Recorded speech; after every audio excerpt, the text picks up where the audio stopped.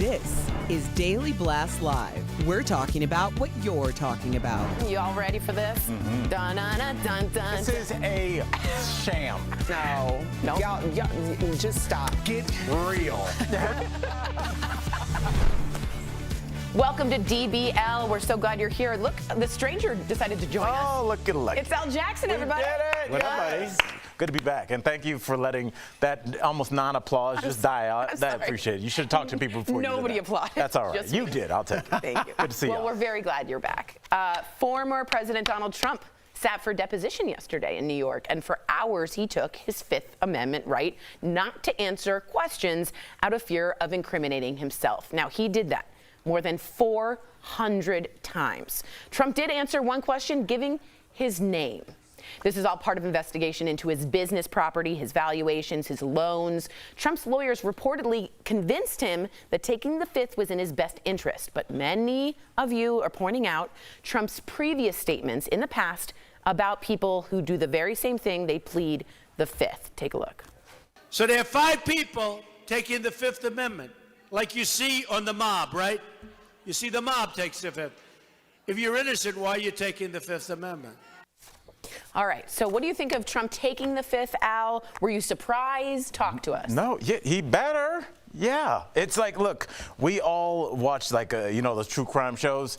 When you're in the back and the cops are questioning you about the disappearance of your husband and wife, you're not back there because they're trying to make sure that you're innocent. They're not your friend. They're back there to get you to trip up, Jeff. And I mean, honestly, with a situation where like anything that he says can and would be used against him here and in the 48,000 other cases, he literally should not say anything else except for Donald J. Trump, and I do not recall I plead the Fifth. What do you think about him saying before that anyone who takes the Fifth isn't innocent? Honestly, I thought his answer, I was like, how is he going to get past that one? And he said, you know what, that's what I thought before. But then I realized that they were all out to get me. I feel like that's what you should do. And I was like, that was good. I was like, I don't know how you got out of that one. It's a pivot. When I watched the first 48 and they like know enough at the end and they finally get their guy and he's like, I need a lawyer. I'm like, no, Yeah. I just watched for an hour, Yeah. man. I wanted to see what happened. But listen, in this case, man, I don't know. I'm not a lawyer. What would you do, Tori? You're our resident lawyer. 1,000,000% take the Fifth. 1,000% take the Fifth. I would say in any situation, personal, no matter what, like you should just not talk. And you should get yourself someone who understands the law. What's ironic here is clearly the juxtaposition of him going after so many people who have taken the Fifth and saying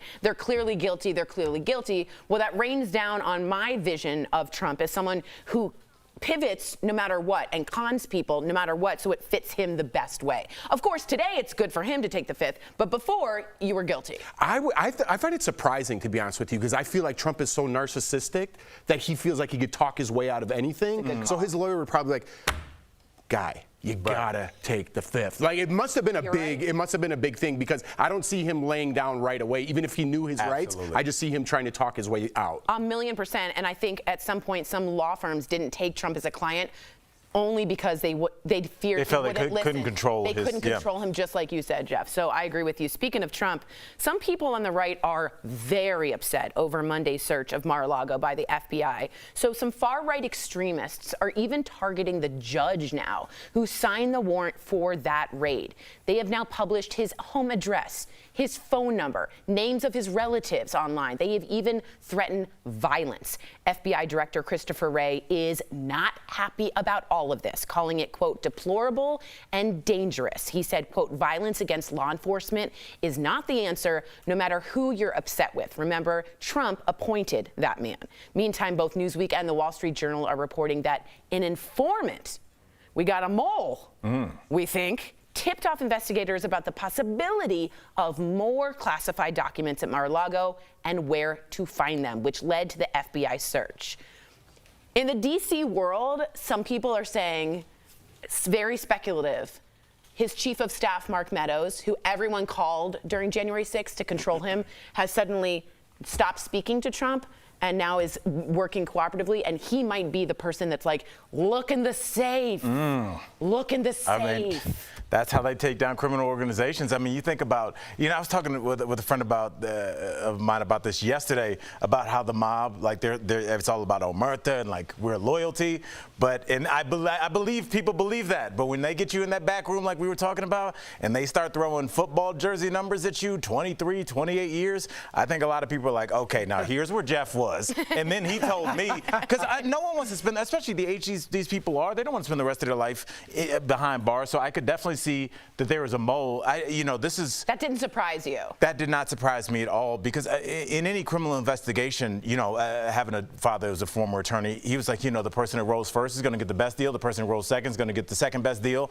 And you're sitting there thinking about Leighton and Lawson, like, oh, do I want to see them when they're 28 and 30 years old, or what do I want to do? So I understand that there's a human element to this as well, of like, yeah, Republican, MAGA, all that's cool, but like, I want to hang out with my family. I want to be at home. Yeah, I think, well, I don't know. It's kind of weird when you mention the mafia now. That's a different thing.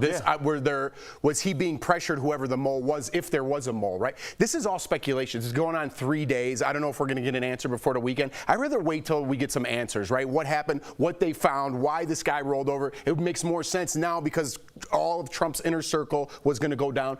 Then you could start putting the pieces together. When we're speculating about nothing, we don't even know why they were there, let alone what they found, right? So maybe we could get a better idea of who's rolling and why later. Will it matter to you if we found out the documents that they got?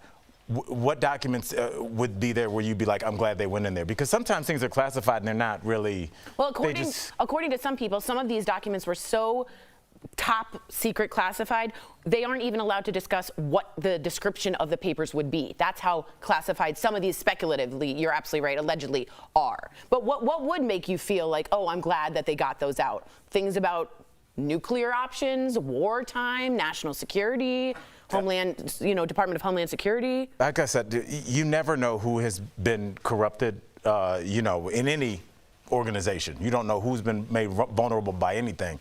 And if they have documents... Unless there was no pressure on you, why would you roll over? That's what I'm saying. So right. there had to be definitely pressure. There had to be some pressure, but I don't even know what that would be. What would like a third guy down from Trump feel the pressure that he might go to jail and roll over on Trump for that? So that seems pretty, like, if you're going to do that for no reason, there's got to be a reason. Do you see what I'm saying? Yeah, there has to be a reason. I can't connect the dots until I know a little bit more on why you just roll over for no reason. He's not the president anymore. Right. But he's a private citizen, right? And these are people that are fiercely loyal to this man. So like, I wanted to keep that in mind. These are people that are here at the end, not the people that were at the beginning. The people that are here now are the people that are like ride or die Trump people. So the fact that some of them may be moles, let you know that maybe they got something on them. And don't forget, he used Mar-a-Lago a lot as his safe haven to deal with world leaders instead of the White House, which most people do. So any documents there are going to be highly classified, right. And I wonder if they're being looked at as well. Coming up on DBL, let us know what you think. Jane Seymour joined us to remember her dear friend Olivia Newton-John. You really don't want to miss her stories from their beautiful 40-year friendship. And the parenting feud between Britney Spears and Kevin Federline continues. This time with receipts. There's videos. What Britney was caught on camera doing next. Closed captioning provided by... If you're in I think it is one of those stories we're all going to be like, what? So raised you. Why am I right all the time? Welcome to another week of Jeff's Mustache. Am I going crazy?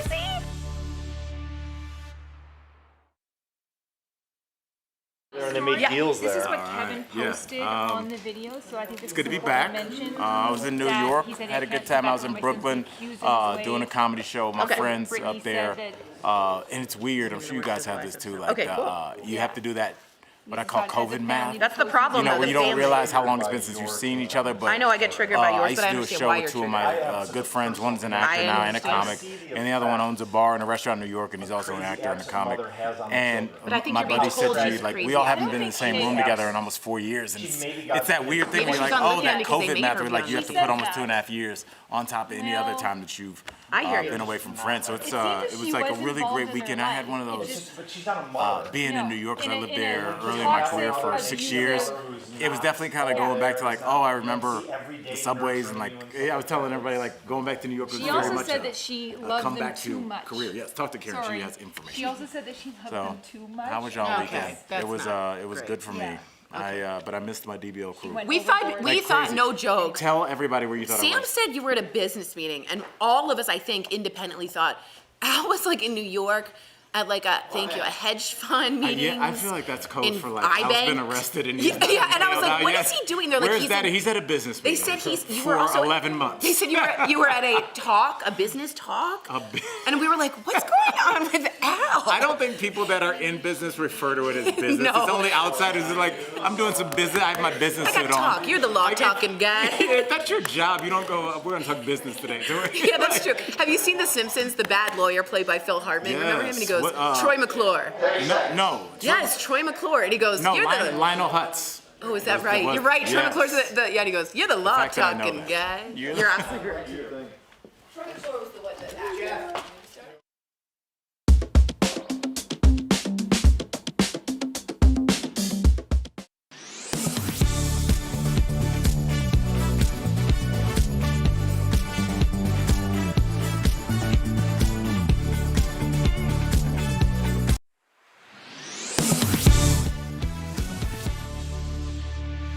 Welcome back. All right, there's more drama between Britney Spears and her ex, Kevin Federline, surrounding their two sons. The two have been feuding, as you know, ever since Kevin gave an interview about Britney's strained relationship with their sons, who are now 15 and 16.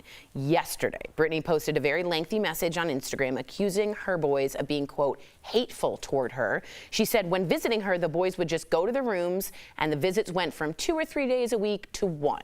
She also confirmed that she found it harsh when her kids asked to come over less. Well, Kevin then posted 3 now deleted videos of Britney arguing with her boys, which are then apparently taken without her knowledge when they were about 11 or 12. Here is some of those videos. This is my house. If I want to come in here and give you lotion for your face because it is coarse, and all you tell me, no, it's fine, it's fine. No, it's not fine. You all better start respecting me. Are we clear? I am a woman, okay? Be nice to me. Do you understand? Yeah. Okay. There's a lot of feelings I can sense in the studio of, oh my God. But I also can tell and ask you two as parents, have you ever said that to your kids in that tone when you didn't know if you were being recorded of like, you better respect me? Not towards me. Jeff, what about you? Like, have you talked to your boys about like maybe respecting other people in your family or something like that? Like, I've never referred to anyone's skin as coarse. Yeah, that was the horse's hair. Have I said that about? Yeah, and I think we have another soundbite. Okay, let's take a look at that as well, just to get the full picture. Have you lost your mind? I do care, but I'm shocked as with you. And I don't know what to do. And I'm scared of you because you're weird, because you're going through puberty. I don't know what to say. But I do care more than you know. But don't be, my little body can't handle all of that. There's like, sometimes I just don't even know what to say with you. I was in shock. And I do care.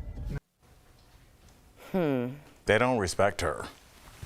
That's what it is. That's the problem. They don't respect her. And you can tell by the way they're talking, like, you're weird. Not, like, almost so disaffected. It's a different level, Jeff, when somebody doesn't even care enough to raise their voice.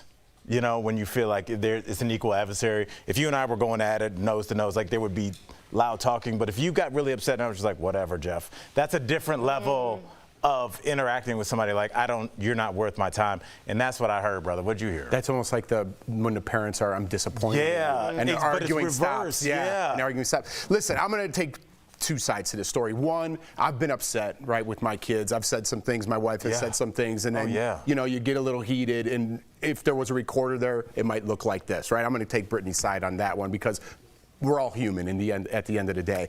On the flip side, the way people just blindly defend Britney boggles my mind, right? If you're like, Beyonce is great, but don't you finish that sentence, you know what I mean? It's like that. We're getting that way with Britney. Oh, yeah. Is it maybe Britney is a little bit not well, and Kevin Federline might be a good father? Is that a possibility, or am I absolutely.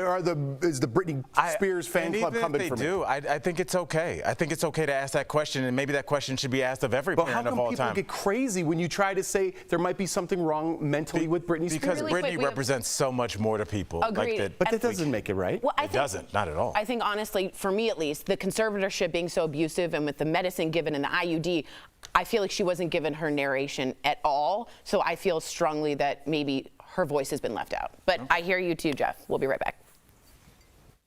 This was when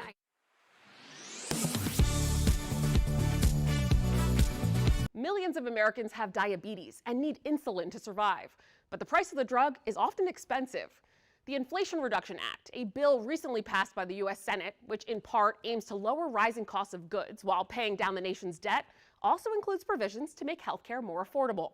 But there are a lot of tweets like this one on social media claiming that Senate Republicans just succeeded in stripping the $35 per month insulin price cap from the bill, keeping insulin prices high for Americans. So let's verify. Was the price cap on insulin removed from the Inflation Reduction Act?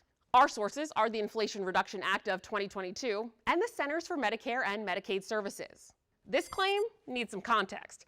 The final version of the Inflation Reduction Act, passed by the Senate, does cap insulin prices for some people, but not for as many as originally intended. Let me explain.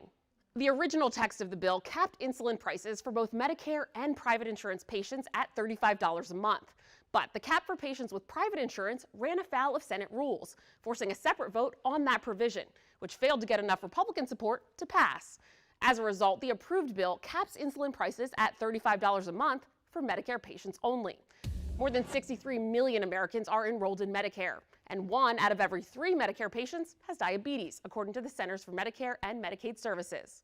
So we can verify that the Inflation Reduction Act still contains a price cap on insulin, but it only applies to Medicare patients and not for people with private insurance. With your Verify, I'm Ariane Till. Are you skeptical of headlines and what you see on social media? We are too. The Verify newsletter answers your questions, clarifies what's true and false, and even includes a daily fun fact. Go to verifythis.com/email to check it out.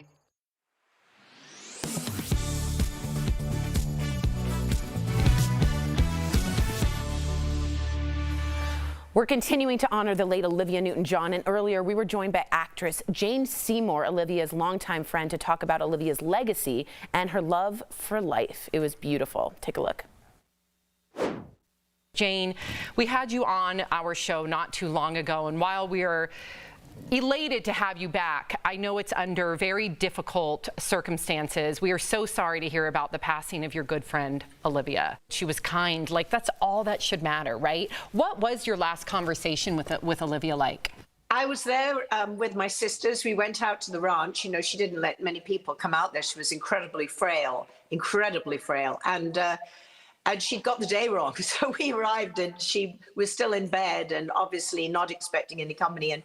And somehow or other, the people around her kind of, you know, she wanted to come out. So they kind of dressed her up and brought her out. And all she wanted to know was about us. She wanted to know how my sisters were doing. And she wanted to know and talk about our mutual friends who were going through cancer right now. She wanted to know about my kids, my life. And then, you know, she just had this glow in her face, and she just said, you know, the pain had been really bad, and that John was doing amazing things trying to help her deal with the pain. And she just looked around. She said, "Isn't it lovely here?" And I said, "Yes." She said, "You know, I sit out here and look at the hummingbirds and look at the sky and look at the dogs." And she just said, you know, she loved life.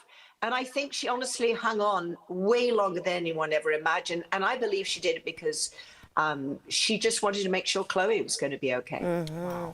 What I think is so extraordinary, and wanted your take on this, she seems so deliberately positive. Like, she manifested that she would not speak ill of her body because she thought that could then happen. I know, absolutely. I mean, we're on the same page about everything. I mean, we have absolutely the same values, the same belief system, all of it. And that's, part of what our relationship was. We also had children around the same time. And because I had a kid and I was, very busy as an actress at the time, she kind of looked at me and said, how do you do that? And jokingly, I said, you know how to make a baby? She said, no, how do you do it all? How do you have a career and raise a child? And so I would say in the 40 years that we really were talking to one another, it was always, how do you do it? She just said, hey, I have cancer. I'm going to let the world know what this looks like. And I'm going to really share with them that it's a body, mind, and spirit experience, as is life. And wellness is all of it. It's about being happy in your own skin. It's about living with and thriving with cancer. I think everyone was moved to tears, me included, by John Travolta's tribute post. Do you think Olivia knew how much he loved her? Oh, yes. Oh, yes. And I've had the privilege of knowing John. I actually made a movie with his wife, his late wife, Kelly. And there's a very, very special bond between them. I mean, very much so. Yes. What about her character as Sandy? Everyone knows her as Sandy. Did she embrace that, or did she want to be something else? No, I think there was a lot of Sandy in her, I think Olivia, was very happy to be the goody-goody kind of person, and she loved to just, slick it up and put on the leather jacket, and she was total rock chick. I have to hear from you. What does she leave behind for those still battling cancer, in your opinion? What she's just done recently, just before she passed, when she was still able to, was unbelievable. She actually personally spoke to at least 3 people I know very close to me who are battling cancer right now. And what she's done for the world is she has opened up this conversation. And she built this extraordinary hospital in Melbourne, which I had the privilege of being in. And she called me one time when she was in the hospital, and she said, you'll never guess where I am. I'm in the hospital. And I said, oh, you're visiting, isn't it great? She said, no, I'm here as a patient. And I never imagined this would happen. She said, but what I built, she said, I'm so proud of it. They're taking such great care of me. And it's everything I wanted. I wanted there to be a place where body, mind, and spirit were healed. She was just looking out and just saying, aren't we lucky to be alive? Aren't we lucky to love and be loved? Jane, I can't imagine how difficult this is for you. We so appreciate you honoring your friend on our show. We loved having you here, and our thoughts and prayers with her family, but you as well. Thank you, Jane. We hope to see you soon. Promotional consideration is brought to you by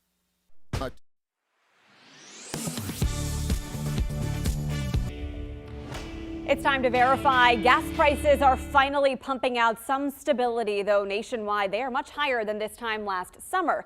But we're seeing prices tick back below $4 in most locations. And a viewer noticed the price change and also the big price disparity between fuel types. Kenneth Craven asked, why is diesel price higher than gasoline? Many years ago, diesel was much cheaper because it supposedly was the leftover product of refining. So is it true diesel used to be more expensive than gas? Our sources are Patrick DeHaan with Gas Buddy and the U.S. Energy Information Administration, known by its acronym EIA. They confirm it's true. This EIA chart shows diesel prices below $2 before 2005, but a steady incline since then. Prices peaked in the 2008 and 2022 economic downturns. The EIA explains in the early 2000s, the average diesel price was often lower than regular gas, except during really cold winters. Ever since September 2004, 3 factors have flipped the trend. Demand for diesel increased throughout the world. The federal excise tax on diesel became 6 cents higher than that of regular gas, and the U.S. transitioned to ultra-low sulfur diesel, affecting diesel production and distribution. You'll remember back in the 80s and 90s, diesel used to be sooty. It would burn completely different. Now there's a lot of clean diesel. That is, diesel has really cleaned up in terms of the specifications, the sulfur content. A lot of that sulfur has been removed, and it comes at a great cost. Cleaning up that fuel has cost billions of dollars in new emissions equipment at refineries. That's why DeHaan said diesel prices will remain more expensive than gas for the foreseeable future, and it's advantageous for manufacturers to keep producing it. Because in essence, diesel, which many consider used to be a byproduct of trying to produce gasoline, is not really a byproduct at all. In fact, refineries in many instances have been trying to produce more diesel than they have gasoline because diesel prices have been higher. In conclusion, we verified, yes, it's true. Diesel used to be cheaper than gas, but that changed in the early 2000s, primarily because emission standards became stricter. And even though diesel is now the cleaner fuel option, it cannot go into cars. In fact, most diesel pumps won't even fit into a standard car's gas tank because diesel will destroy the engine. With your Verify, I'm Megan Malaris. Heading back to the classroom may bring up a lot of mixed feelings for kids. Let's connect the dots. Health experts say kids who normally have a little bit of trouble separating from mom and dad will see their anxiety peak during times of stress or transition, making it challenging for kids if they're moving to a new school or a different grade. Health experts say there are some common signs to look out for. Problems with concentration, clinginess to caregivers, stomach problems, and headaches. Experts say parents should listen to their worries. Try meeting with a teacher and visit the school before the first day. In addition, officials say you should let someone like the school nurse or teacher aide know they may need a little extra support. If your child's anxiety doesn't go away over time and starts to interfere with school, give their doctor a call. And that is Connecting the Dots.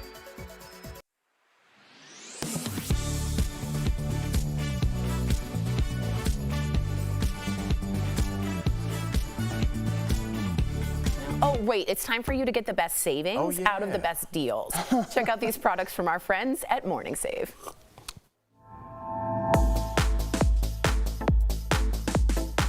Steph, what do you have for us today? Hi, Tori. Hey, DBL Nation. I am so excited to show you the deals today. You're going to absolutely love it. Let's go and get started. We have got the Diamond Muse 1/4 carat TW Diamond Heart Toggle Bracelet. So this bracelet features a 1/4 carat of round diamonds and a heart detail that just dazzles. Now, normally, Tori, is $199, but guess what? We got it for just $79. So it's saving everyone 60%. Diamonds are a girl's best friend. That's right. Love it. Now, what about this one? We've got the Orky Elevation wireless charging earbuds with in-ear detection. Your tunes only play when the earbuds are in your ear, and they'll stop when they're taken out. Oh, wow, that's smart. So normally these are $42. Okay, not that bad. But we've got them for just $19. We are saving 55%. Oh my God. And that's a lot less than other brands. Brilliant really product. is. Now, it's the Parsex Deep Tissue Percussion Massager. So this deal includes one massage gun with 6 attachment head. They are compact, travel-friendly, 3 speed options, and normally this is $149. But we've got it, Tori, for $39, which is saving 74%. That's such a deal, you guys. And for our last product, we have got Laundry by Shelly Segal Chenille Tank and Short Sleep Set. We've got grey, light pink, and light blue. That's cute. So this is normally $58. Okay. But we've got it, Tori, for $20. I would spend that. Yeah, so it's saving 66%, and it's so chic. We're baking in this heat, so like just have something to work from home, even if you can. This is a really great option. Head on over, everyone, to morningsave.com. Let us know what you buy to snag these amazing deals at the lowest prices, or you can even just take your phone and scan that QR code. It's right on your screen. It's going to take you directly to these specific products on Morning Save's website. Thank you so much, Steph. I got those PJs, and they are soft, comfortable, I called it AirPods. I called them. We're out of time. DBL's new every day. Bye, guys.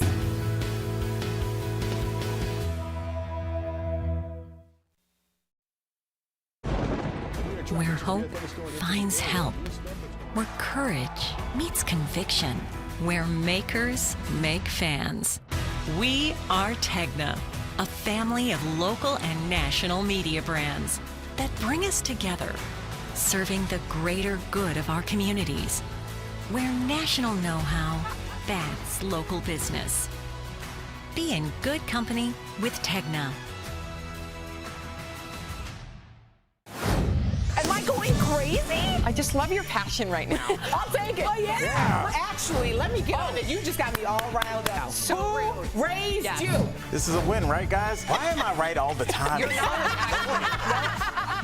I live my life for Spike. Welcome to another week of Jeff's Mustache. I didn't expect that. I I love this segment. Yes. You just made my day, my week, my month, my year. DBL is all new every day.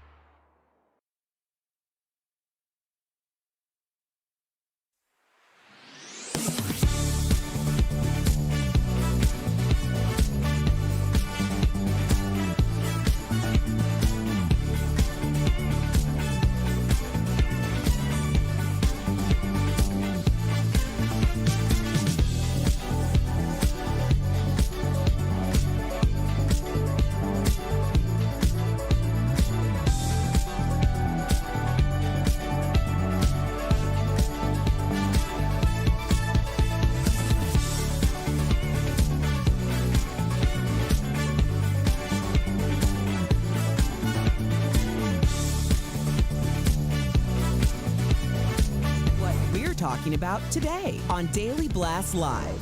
Donald Trump pleads the fifth hundreds of times during a 4-hour deposition. What was the one question he answered? And could this be used against him down the line?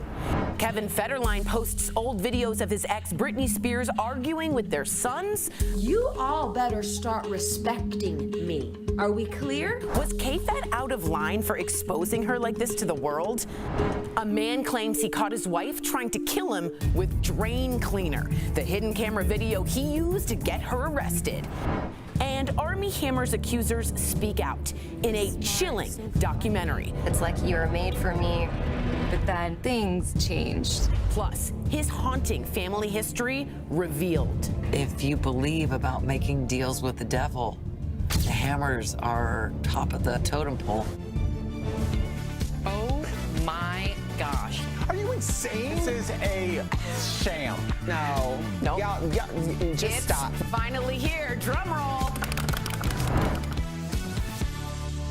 Welcome to DBL. Welcome back. Yes. Business class, huh? Yeah. What was it like? What do you mean business class? Oh my goodness. On live class. television, we are figuring out because. What? Okay. I was in New York doing a comedy show. You thought you were telling people I was in a business class. Yeah, 'cause that's what you I told was me. texting you guys that I was in a business class going to New York. That's what, okay. I kept going. Why are people saying Al was in a business I had to go. Wait, I had to go in early, and Jordan's like, "Why are you going in early?" I'm like, "I don't know. Al's in this weird business class." I'm like, and Jordan goes, "Al's always up to something. Good for him." And I totally thought he was in business class. I'm honored y'all thought I was in a business Sam class. started that rumor, by the way. There we go. I have a text saying I'm in business class. I thought Yes. so too. Well, we like to provide context on this show and in text messages. You guys are bragging about your plane seat. I was just telling you where I was sitting. Couldn't have just said I'm in the plane, but okay. All right. That's Graduation. Happy graduation. It just hit me just now. So. NBA here. All right, let's get to it because this is serious, and I know a lot of our viewers have an opinion. In fact, I feel like they're divided. So former President Donald Trump sat for a deposition yesterday in New York, and for hours he took his Fifth Amendment right not to answer questions out of fear of incriminating himself. He did that more than 400 times. Trump did answer one question, giving his name. So this is all part of an investigation into his businesses, his property valuations, loans. Trump's lawyers reportedly convinced him that taking the Fifth was in his best interest. But as I'm sure many of you have seen online, there are a lot of different posts pointing out Trump's previous statements about people who plead the Fifth. Take a look. So there are 5 people taking the Fifth Amendment, like you see on the mob, right? You see the mob takes the Fifth. If you're innocent, why are you taking the Fifth Amendment? Well, there you go. So for more on this, we are joined, I've not seen her in a long time. Look at you, criminal defense attorney Sarah Azari. So great to see you. Hello, hello. Now, not only listen, Sarah, like not only are you one of the best attorneys around, but you wrote a book called Unprecedented, all about former President Trump and his alleged crime. So, Sarah, you are the perfect person for us to hear from. Tori, I know you have a laundry list of questions I'm like for her. eagerly wanting to And ask you have to read her book. I can't. Well, first of all, it's going on the Amazon list right now, and I secondly want to know, as an attorney, what do you think about Trump taking the Fifth? Was this the right move? And also, as someone who knows, just as a human being in this United States, and knows the history of him saying, "Why would you take the Fifth?" How do you feel about it in that way, personally? Yes, Tori, good to be with all of you. You know, this was not only the right thing to do, in my mind, it was the only thing to do. You know, when you have any amount of criminal exposure, although this case itself is a civil investigation by the state of New York, by the AG's office, but Trump has a bunch of legal woes. He's got everything from January 6th committee to Georgia to the Manhattan DA's office and everything in between. So when you have any amount of criminal exposure, you do take the fifth. It's not about being innocent or guilty. It is a constitutional right. In fact, the Supreme Court has ruled on this many times, saying that it's not about guilt or innocence. Right. It's protection that everybody on U.S. soil has. So he did the right thing. But he still has problems because by his own definition, he's a mob guy. And he's guilty. Right. So he defined it for himself. And also, Tori, because this is a civil case, if the state of New York sues him and he's found liable, this can be used against him. Right. And the judgment would be heftier. Wow. Well, I mean, that kind of leads me to my next question, because obviously we talk a lot about Trump, but we also got to talk to our viewers and just regular folks like myself. If anybody is in trouble with the police, is it just good practice to not have anything to say unless there is a lawyer there present? Because I know a lot of times when people are innocent, your first thing is like, oh, thank goodness, let me explain myself, and you could possibly say something that could be used against you. So would you as an attorney recommend that no one says anything until there's a lawyer there? Just shut up. Just don't say a word. Okay, don't say a word. By the way, we're going to clip that with you just saying shut up. And there's a lot you can say that could hurt you, even though in your layperson mind you think that it might be helpful. I mean, a recent example was Alec Baldwin, although that was not criminal, potentially criminal, but mostly civil. You know, he had a need to discuss what happened on the set of Rust, but you know, it hasn't been working out that well because there's inconsistencies now between his interview and the evidence. And watch out, Sarah, because Al's going to clip just the part of you saying shut up, and he's going to make it look like that you told him. I was yelled at today on the panel. I will never. I thought You're rude, but not that rude. I thought it was a great response. All right, so let's get to this, Sarah. A lot of people are comparing the way Trump is being treated, right? The people on the right, that's the rhetoric that they're saying. So to other investigations that we don't really talk about quite as much, especially on this show. So let's start with the Hillary Clinton thing and her emails, or Hunter Biden and his business dealings, or even Nancy Pelosi's husband. He had a DUI arrest, but I'm more interested in his stock trades. Let's start with Hillary and maybe debunk or give validity to some of these things. Was the investigation into her treated differently than Donald Trump's? Not at all, Jeff. You know, I think we are living at a time where there's a lot of gotchaism and whataboutism, and that's the first thing we go to. But if you really look at this from my perspective as a lawyer, when there is probable cause that a crime has been committed by a specific person, whether it's Hillary, Trump, Biden, whoever, you do an investigation, and you do it thoroughly, and you do it properly, and you do it honestly. And at the end of that investigation, you conclude whether the person needs to be prosecuted or not. So starting with Hillary, she was investigated. It was determined, you know, it was a different DOJ at the time. It was James Comey, et cetera. But she was investigated. No crime was found to have been committed. Case closed. Hunter Biden, the DOJ under his father, has taken this case very seriously. It is not over. The investigation is ongoing. And then Pelosi. What the hell does your husband's DUI, or I don't care what he's done, I don't care if he's murdered somebody, what does his wrongdoing or alleged wrongdoing have to do with her? You know, we don't have criminal culpability in this country by virtue of marriage. You know, we are each treated individually by virtue of what we've done under the law, you know, whether the facts fit the law. And so when you keep bringing up, you know, Pelosi's husband or, I mean, who cares? Who cares? That's her husband. He's not running to be president. He's not in the House. He's nobody. All right, so let's go back to Hunter Biden. How come we don't hear more about this if it's currently under investigation? We don't really know a lot about Trump's investigation other than the FBI raided his house. We don't know why they were there, or at least I don't. How come we don't know a couple more details into the Hunter Biden situation? I think, you know, for the same reason as the Trump investigation, when you have an open investigation, it would be unfair to the target or the subject being investigated for the DOJ to make any statements. And also it hurts the integrity of the investigation. So you leave it to the end. Now, in Trump's case, the DOJ absolutely has to explain why they took this very intrusive step 92 days from midterm elections. It's not within the 90-day period that the DOJ typically has a policy against, but it's still 2 days shy of that period. And they need to explain that. Now, according to a New York Times reporting just in the last hour, my understanding is that there was some lack of cooperation by Trump's team, that sometime in last spring, that these boxes that were remaining at Mar-a-Lago, about 12 of them, were actually subpoenaed. And apparently, Trump's team didn't cooperate and turn them over. And so they had to take the step of executing a search warrant. But think about it, Jeff. I mean, they didn't knock down the door. They didn't do what they did when they went out for Roger Stone. Right. They didn't, they were not even in uniform. So in all fairness, I think we have to look at this and call a spade a spade. I mean, they did their job, and they did it pretty deferentially. I want to sneak in one more here, Sarah. Going back now to Nancy Pelosi, I don't care about her husband's DUI, right? But those stock options, right? And it's not Nancy Pelosi, it's everybody in government. They shouldn't be allowed to trade stocks. And Nancy Pelosi's net wealth is over $200 million, and she doesn't make that much money. So I don't think anyone in government should be able to trade stocks because they know things that we don't, and that's insider trading. How come we're not talking about that a little bit more?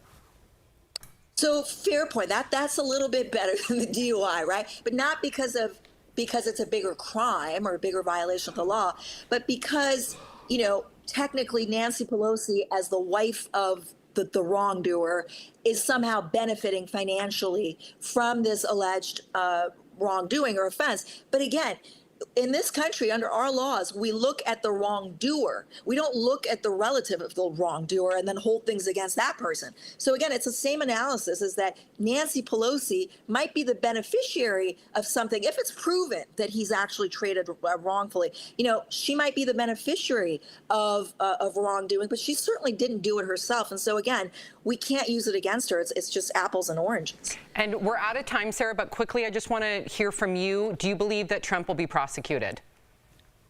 Huh? How much time do we have? We don't. Yes or no?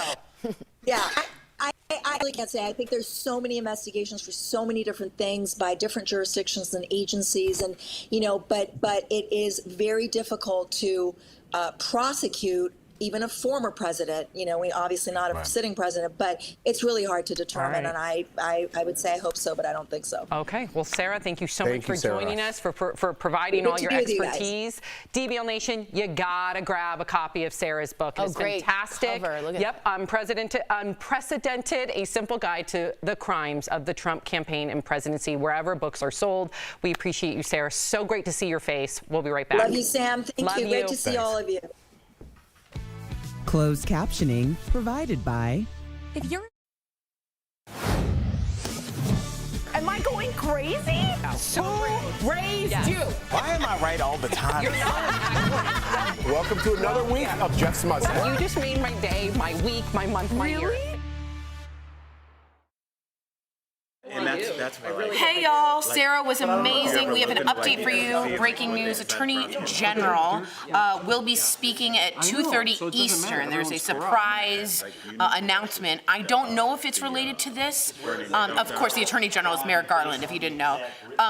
We did just find out too, Trump was subpoenaed for those boxes of documents and did not give them over. So when you have a subpoena, you're like, there's not a choice, you gotta do it. So apparently he didn't do it, and that's why they then took the next action, which is to go in and just get the documents. I would think that the Attorney General is gonna explain that. So the process was he was subpoenaed, he didn't do it, it was back in the spring, and therefore they went in, which is what you do when you follow laws. It could be. Very interesting. Merrick Garland, if you don't know, my dad went to school with him. He's a very quiet guy. He doesn't like to be in the public. He doesn't make a lot of statements. He's a by the book. If he was an animal, he'd be like a sloth or like a tortoise. And so for him to be making a breaking news statement at, again, 2:30 Eastern, is unlike him, and he probably doesn't want to be in the spotlight. So I would assume it's a quick, terse commentary on the subpoena that previously came before they raided Mar-a-Lago. If it's not, I'm wrong. So we're only doing the Drano killer story. Oh, this is crazy. Have you guys heard about this Drano thing? There's video. Okay. Perfect. Of her. Have you guys all seen the video? What video? Of this woman with the Drano? Oh. It's pretty bad. It's very What's happening weird. over there? Why don't people just? I don't know. His name is Anthony, everyone. Hi, Anthony. What up, Anthony? He works at 9 News, and he's doing for our promos, and for something about the time changing. Yes, we can't leave that one.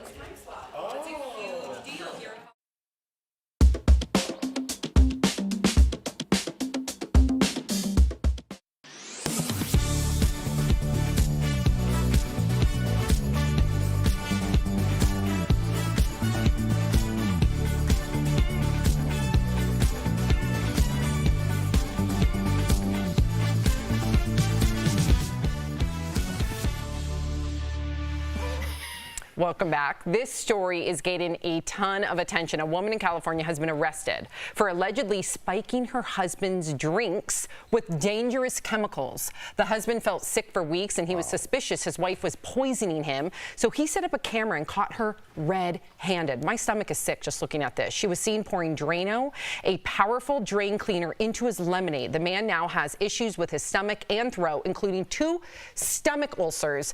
Like, talk about being stabbed in the back by someone that you're supposed to love and trust for the rest of your life. I mean, I listen to a lot of Dateline. This is right up that alley. This is insane. She didn't even pour a bottle into another. She used the red bottle, be like, time to go. This is insane. So you're just mad more about the method in which she got the Drano into the lemonade. It was just so it's very blatant, very blatant. I just feel bad for that gentleman. But yeah, the pictures I can't get over. I cannot. Am I weird? Because my first thought when I see a lot of these stories is like, why didn't you just leave? Yeah. I don't know if it maybe there's something within people where their relationship is, when I move on, I want you gone, which is a very different thing than like, we didn't split. Yeah, because you have to know when you're doing this. Right. They're even just being super selfish. You're like, I could get in a lot of trouble for this. So let's just get a divorce and go our separate ways. Sociopath. She's not thinking clearly. I mean, can you imagine? No, I can't. That's because you're a normal human being. No, I can't. She's got to be a sociopath. Well, there's whole shows that have stories like this. There's a lot of people like this. It's true. And Sleeping with the Enemy. That show Snapped. It was on for seasons. That's right. It's like, and it's a suffering. This isn't a slow death. This isn't like I give you cyanide. This is his esophagus gets burned up. His stomach lining gets. So if you have that feeling, maybe you want to check it out. He did, and good for him. At what point are you like, man, I feel like I'm getting poisoned. Yeah, I know. I better put some cameras in the house. Like, but yeah, I'm with you. It's like, I can't even rationalize like irrational thoughts. Like, man, have you seen Italy? Go check it out. Go. Like, but they're not thinking I would rationally, argue, Jeff, if you even think that that's something that's happening, your relationship is over. That's what even if you're not being poisoned, if you think that the person you're sharing a bed with could possibly do that, it's over. So the fact that these relationships drag on, maybe we're just seeing the results of people that didn't know how to have their boundaries, and they probably should have broke up 17 years ago. Now, and I'm just completely playing devil's advocate here. Clearly, this is more than wrong. It's disgusting. If he's doing something similar, or if he's been violent, or she feels trapped, would that make you change your mind? And I'm not saying that's the case. No, and I mean, you got to play a devil's advocate. You have to leave or call the police. If he's doing something nefarious, easy. It's great. Call the cops. Yeah, it's you slow. You don't retaliate. Yeah. It's so slow. I think you're right, though. This is a deliberate act. Yes, it's a deliberate. She used to do this over and over again. Yeah. Wow. Horrible. So coming up on DBL, a study claims keeping small little secrets from your partner can actually improve your relationship. We want to hear your thoughts next. This way.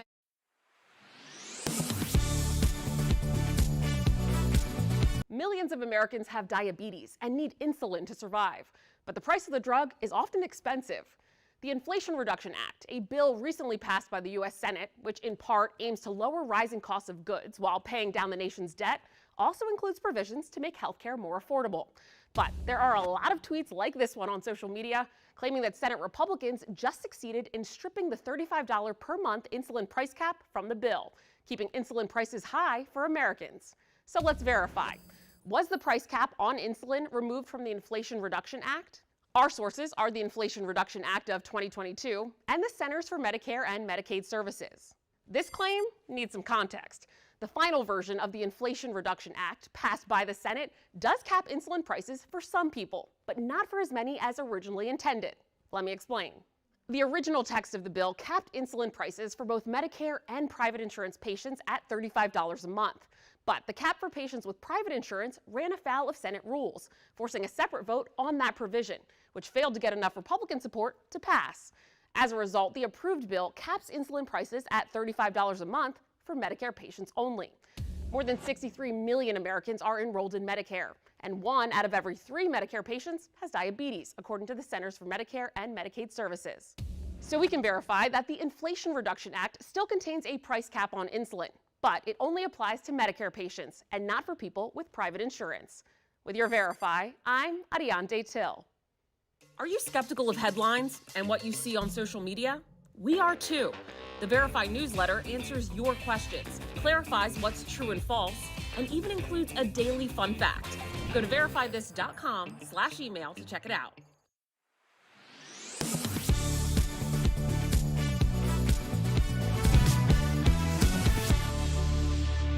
Welcome back to DBL. So here's a question for you. Can a secret actually strengthen a relationship? No. Yesterday we told you about Ryan Reynolds, who admitted to purchasing, just a soccer team without telling his wife. That got us all talking about if we've ever hid big purchases from our spouses. Well, today we're gonna take a little deep dive down the rabbit hole. I love doing stuff like this because there's a new study that says keeping small secrets from your partner can actually strengthen your relationship. That's because engaging in common and mundane secrets will cause the guilty partner to do something positive for the relationship, like washing the dishes or being more attentive. So the secret behaviors we're talking about are things like this, okay, very minor. Eating the last slice of pizza, hiding a package that was delivered to the house, or eating a candy bar in the car while your partner is dieting. And then you feel guilty, and then you're like, I'm gonna go wash the dishes because I feel guilty. I love it.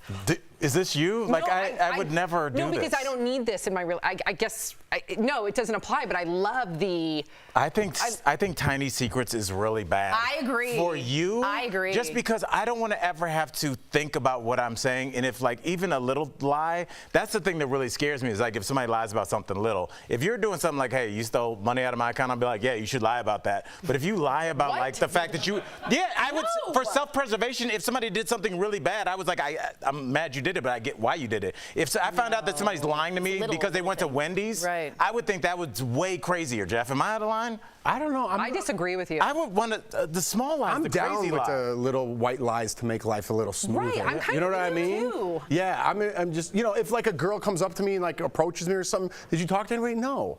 I'm not gonna be like, well, this girl saw me and she thought it was cute. What girl? You know what I mean? Oh, now it's a thing? No, now you're okay with it? Al, stay strong. That's interesting. I just said it's interesting. I didn't say I agreed. That's interesting, though. That's interesting. And you can either little white lies are turbulence. Would you like to fly without the turbulence? It's a lie by omission. Tori, I'm a swing voter right now, so like let's. Tori, it's a fabric. Let me give you an example really quick. Tori's giving you a fabric. I want to hear the fabric metaphor. Joanne Fabric's down here. And you can either have one big swipe that's awful, or tiny little pinpricks of light that come through. And you know what Zendaya says? A relationship without trust is like a phone without service. And what do you do without a phone without service? Did you look up that quote? You play games. Wow. No, you play Tori, games. Let's say you. What? No, Sam. What did that say? What did that mean? I have no idea. Maybe if you didn't interrupt, you could hear it. A relationship without trust is like a phone with no service. And what do you do with a phone without service? You just play games. Or you could be an adult and handle your business. Okay, let's say you got a new perfume for your birthday. Okay, that's all I have to say. Oh, no. All I have to say. Yeah. Are you guys saying inside jokes on television? No, here's the deal. Okay, you're absolutely right. If I do lose something, I tend to lose things. If I lose something, sometimes I'll buy it again instead of saying it. That's a white lie. What does Zendaya say about that? Right. So you lied to your partner? About that one perfume. Okay. Sorry. So you're lying about lying. That's true. Yeah. On television. So now it's becoming a web. And your theory's debunked. Yeah. Wow. There we go. I think Jeff pulled me over. Oh, God. I do get like, you don't. Okay. And Tori's got some explaining to do when she gets home. Exactly. How do you lose perfume? You have no backbone. None. When it comes to Jeff. Stop it right now. Coming up on DBL. Chilling new details about Armie Hammer's history. We'll tell you about the documentary exposing all the family secrets. Promotional consideration is brought to you by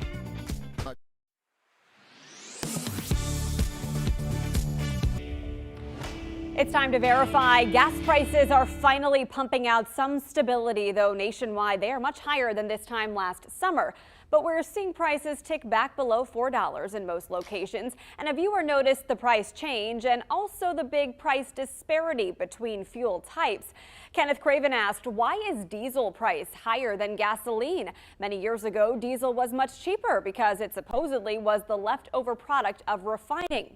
So is it true diesel used to be more expensive than gas? Our sources are Patrick DeHaan with Gas Buddy and the U.S. Energy Information Administration, known by its acronym EIA. They confirm it's true. This EIA chart shows diesel prices below $2 before 2005, but a steady incline since then. Prices peaked in the 08 and 2022 economic downturns. The EIA explains in the early 2000s, the average diesel price was often lower than regular gas, except during really cold winters. winters. Ever since September 2004, 3 factors have flipped the trend. Demand for diesel increased throughout the world. The federal excise tax on diesel became 6 cents higher than that of regular gas, and the U.S. transitioned to ultra-low sulfur diesel, affecting diesel production and distribution. You'll remember back in the 80s and 90s, diesel used to be sooty. It would burn completely different. Now there's a lot of clean diesel. That is, diesel has really cleaned up in terms of the specifications, the sulfur content. A lot of that sulfur has been removed, and it comes at a great cost. Cleaning up that fuel has cost billions of dollars in new emissions equipment at refineries. That's why DeHaan said diesel prices will remain more expensive than gas for the foreseeable future, and it's advantageous for manufacturers to keep producing it. Because in essence, diesel, which many consider used to be a byproduct of trying to produce gasoline, is not really a byproduct at all. In fact, refineries in many instances have been trying to produce more diesel than they have gasoline because diesel prices have been higher. In conclusion, we verified, yes, it's true. Diesel used to be cheaper than gas, but that changed in the early 2000s, primarily because emission standards became stricter. And even though diesel is now the cleaner fuel option, it cannot go into cars. In fact, most diesel pumps won't even fit into a standard car's gas tank because diesel will destroy the engine. With your Verify, I'm Megan Malaris. Heading back to the classroom may bring up a lot of mixed feelings for kids. Let's connect the dots. Health experts say kids who normally have a little bit of trouble separating from mom and dad will see their anxiety peak during times of stress or transition, making it challenging for kids if they're moving to a new school or a different grade. Health experts say there are some common signs to look out for. Problems with concentration, clinginess to caregivers, stomach problems, and headaches. Experts say parents should listen to their worries. Try meeting with a teacher and visit the school before the first day. In addition, officials say you should let someone like the school nurse or teacher aide know they may need a little extra support. If your child's anxiety doesn't go away over time and starts to interfere with school, give their doctor a call. And that is Connecting the Dots.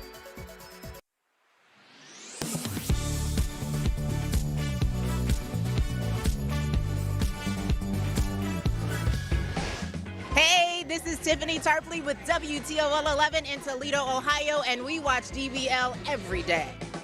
You see that? That's so cute. Shout out to Tiffany Tarpley. I love it. I know. Hey, Toledo, we see you. Thank you for the shout out. We are feeling the love. So that's where we air. That's the station we air in Ohio. That's right, yeah. I know Toledo. That's so cool. Toledo, Yeah. my goodness, that was cool. You didn't have anything for Toledo, did you? I didn't. Shout out to 419. What is the Ohio State? The blank state? That's in Columbus. That's the university. No, I'm saying, what is Maybe we do this off air. What is you meant to say Holy Toledo? No. No, I know what you mean. Like, go. The Empire State is New York. What is it? Okay. If you're leaving us, you can watch the second half of the show online. Watch on YouTube, dailyblastlive.com, or our DBL app. But if you get the second half of the show where you are, here is what's ahead. The parenting feud between Britney Spears and Kevin Federline continues, this time with videos, what Britney was caught on camera doing. And it's another battle of the exes with Olivia Wilde slamming Jason Sudeikis, what she really thought of getting publicly served custody papers.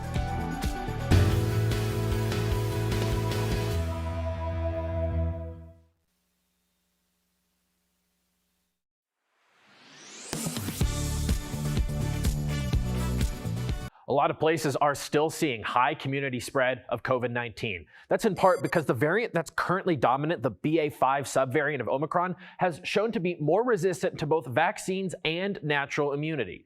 That prompted one Verify viewer to ask us, will there be a booster shot specifically targeted at the Omicron variant?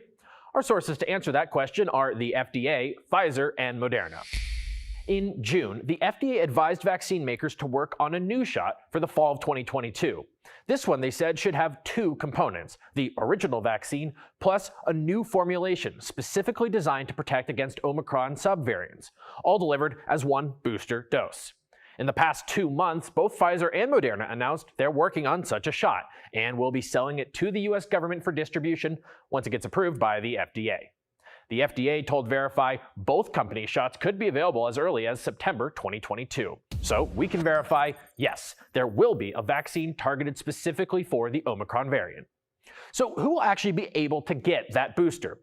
The simple answer is we don't know. Right now, the federal government has only authorized one booster for most Americans. People who are 50 or older or have weakened immune systems, they can get a second booster, but no one else.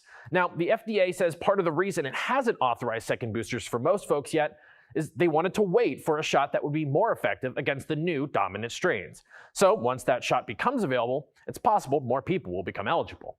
But the FDA wouldn't confirm that that's for sure the case, so we'll have to wait and see. With your Verify, I'm Casey Decker.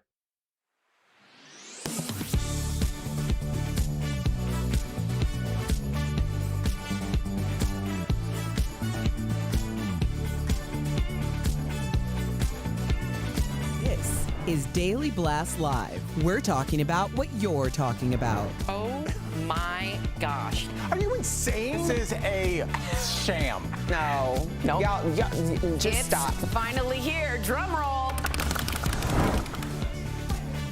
Welcome to DBL. So there is more drama between Britney and her ex Kevin Federline. I hate this because it's actually surrounding their two sons. So the two have been feuding ever since Kevin gave an interview about Britney's strained relationship with their sons, who are now 15 and 16. And yesterday, Britney posted a lengthy message on Instagram accusing her boys of being, quote, hateful toward her. When the boys would visit her, they would just go to their room, she would say. And the visits went from 2 or 3 days a week to just 1. This is all according to Britney. Now, Kevin posted 3 videos that are now deleted of Britney arguing with her boys when they were young. Now, keep in mind, we are not sure of the context, and the videos appear to be taken without Britney's knowledge. Now, in one, Britney is upset after her son went into a store without shoes. Take a look. Have you lost your mind? I do care, but I'm shocked as with you.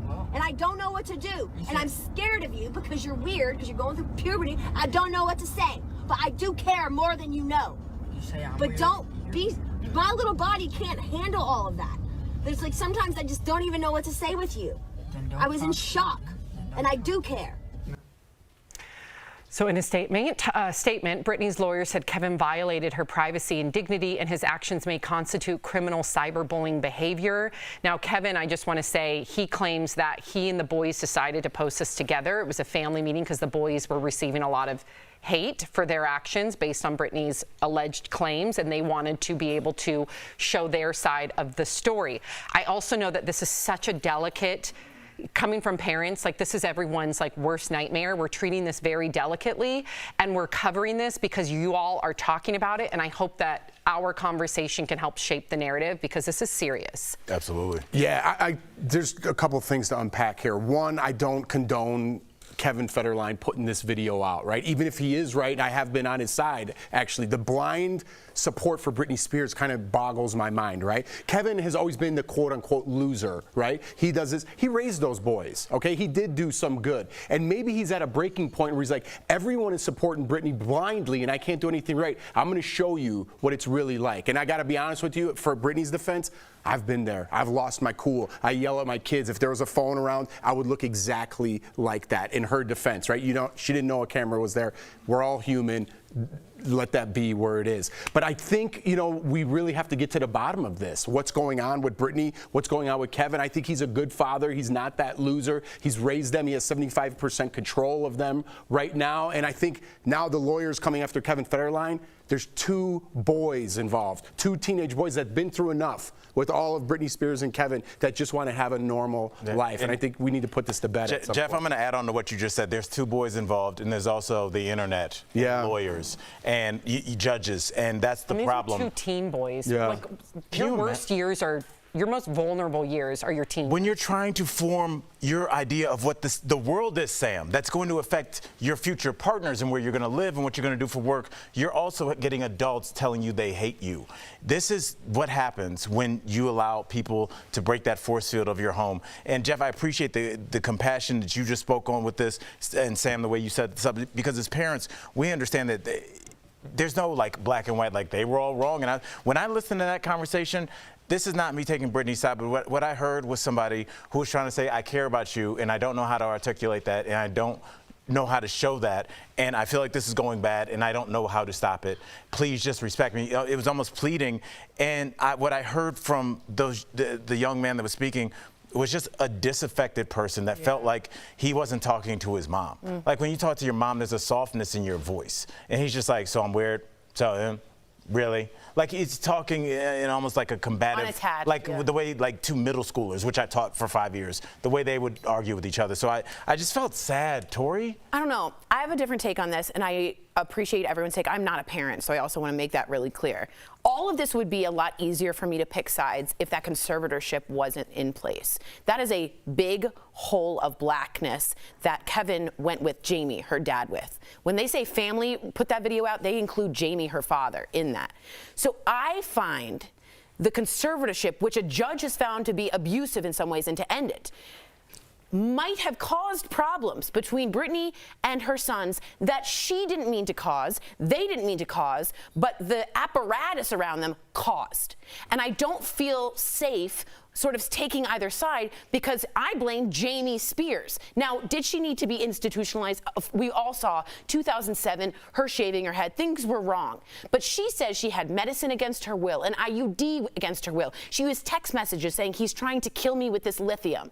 I'm concerned that we're missing a whole context. But we're also missing, and I agree with you.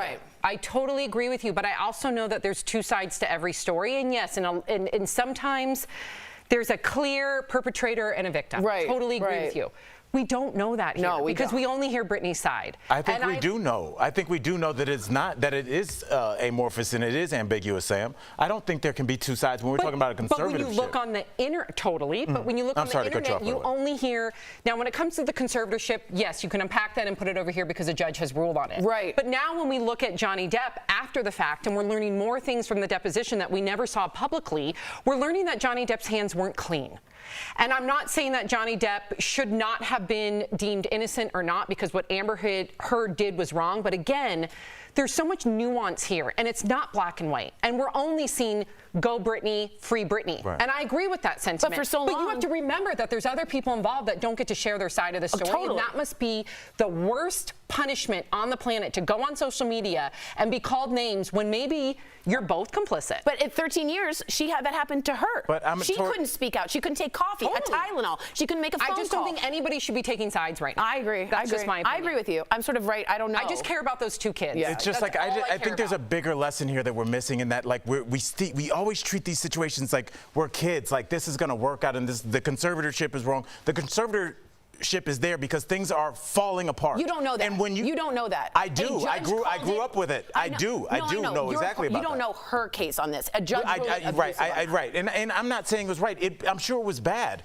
But when you have to bring a conservatorship in, that means we are at rock bottom and we have gone through that and we're going to the earth's core. I hear you, yeah. So like when we try and sit back like in our air-conditioned studio, like I think they should have done this. When you have to do things like people I know had to do, which is have people removed in real time, that's when we really start understanding the nuance that you're talking about, Sam. There's a lot going on here. Compassion all around. Exactly. It's not as easy as people think. All right, so a new documentary, this is crazy, about actor Armie Hammer's alleged abuse is set to air on Discovery Plus. So it's called House of Hammer and interviews multiple women who claimed Armie was violent in their relationship.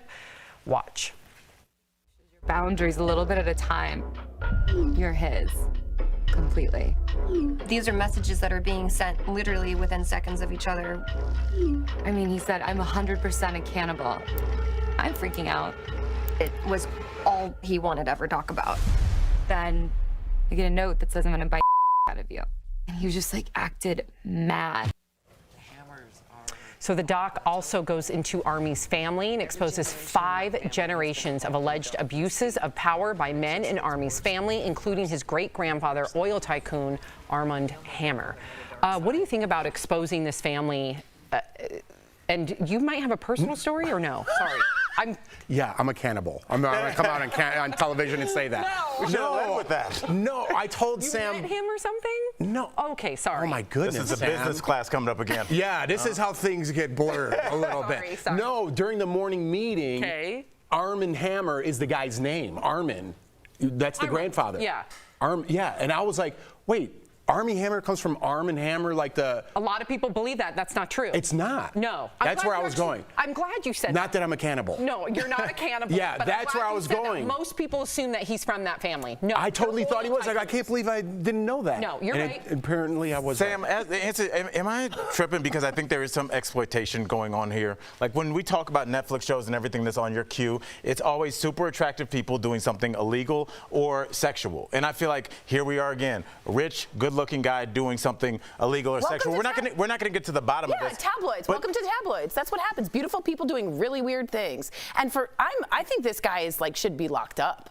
I'm really this really scares me. He seems very cultish-like of a leader. I tell you when to eat, when to sleep, who you talk to. I will bite you. I will eat you. Again, I'm not king. There's a lot of dom-sub relationships. You're right, but that's not king shaming. That's not consent, right? Yeah. I don't feel from what at least they said on that tape, he was like, text kept coming. I don't know. This guy seems weirdly dangerous. And I understand the exploitation part of it, but we all saw the fallout and the justice from the R. Kelly documentary, right? Some people could say that was exploitative as well, but at the end of the day, a lot of those victims saw justice. And they were underage, though. And yes. Allegedly. Yeah, I don't know if you still have to say that. Underage or not, if something's consensual, even if these two are of age and one's consenting and one's not, or it's not a consensual relationship, those women would also deserve some sort of justice. I'm not saying that he's guilty because I've not seen the documentary. I don't know anything about it. They are accusing him of abuse, though. Okay, I'll watch it before I form an opinion, but I did see the Marilyn Manson one, somebody that I used to listen to regularly, and I will not listen to Marilyn Manson after that because the evidence was so damning. With Evan Rachel Wood and everything. With Evan Rachel Wood and a laundry list of other females where there's actual footage of the... That video shoot was very disturbing. Yeah, it was a lot disturbing. Going on. Are you going to watch this? Yeah. What? You heard Out of Time. I did, but I had already started to. You always put me on the spot, and people at home are like, "Why is Jeff being rude?" We have to go to commercial break. Sometimes they happen at the same time. When they say "Out of Time," I start. You heard that. At the same time, coming up on DBL, running into an old friend can be fun or horribly awkward. Next, we have easy tips and tricks to be better at small talk. Closed captioning provided by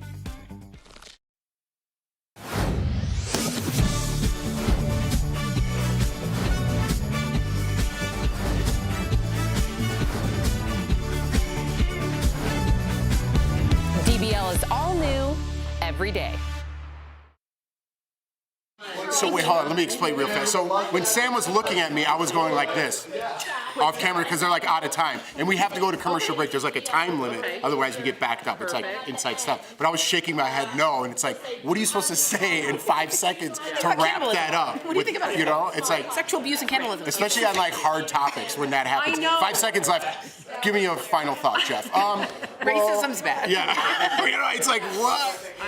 Really quick, guys, if you don't know who he is, Armie Hammer, he played the Winklevoss twins. He played both of them in The Social Network with Facebook. You're not alone. It's literally the whole world thinks that. Everyone thinks that. Everyone thinks that. I know. Yeah. And I was like, it's even spelled A-R-M-A-N-D. And everyone knows that, or at least a lot of people know he's really wealthy, so they just assume. But he is really wealthy, but from a different family. But I guess his grandfather invested in Arm & Hammer. No. Yes, he did. Because of his name. Yeah. He did. Oh, I didn't know that. Well, you seem pretty confident that he didn't until about 4 seconds ago. I looked up his wealth, and his wealth was strict. 180 million. Came from the oil family. But he invested in Arm & Hammer too. All right. Now I can't even get water. But then Arm & Hammer. Got it.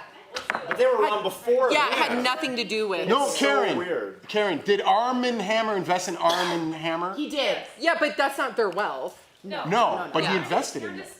What do you mean? You want to claim that you're right? No, I'm not right. And a lot of people thought they were the Arm & Hammer family. I know. I'm just saying that's not the family. Because I felt dumb, but I was right. You shouldn't. I thought the same thing until I looked up their wealth. I was curious how wealthy he was. And remember Robert Downey Jr.'s paying for his lifestyle right now?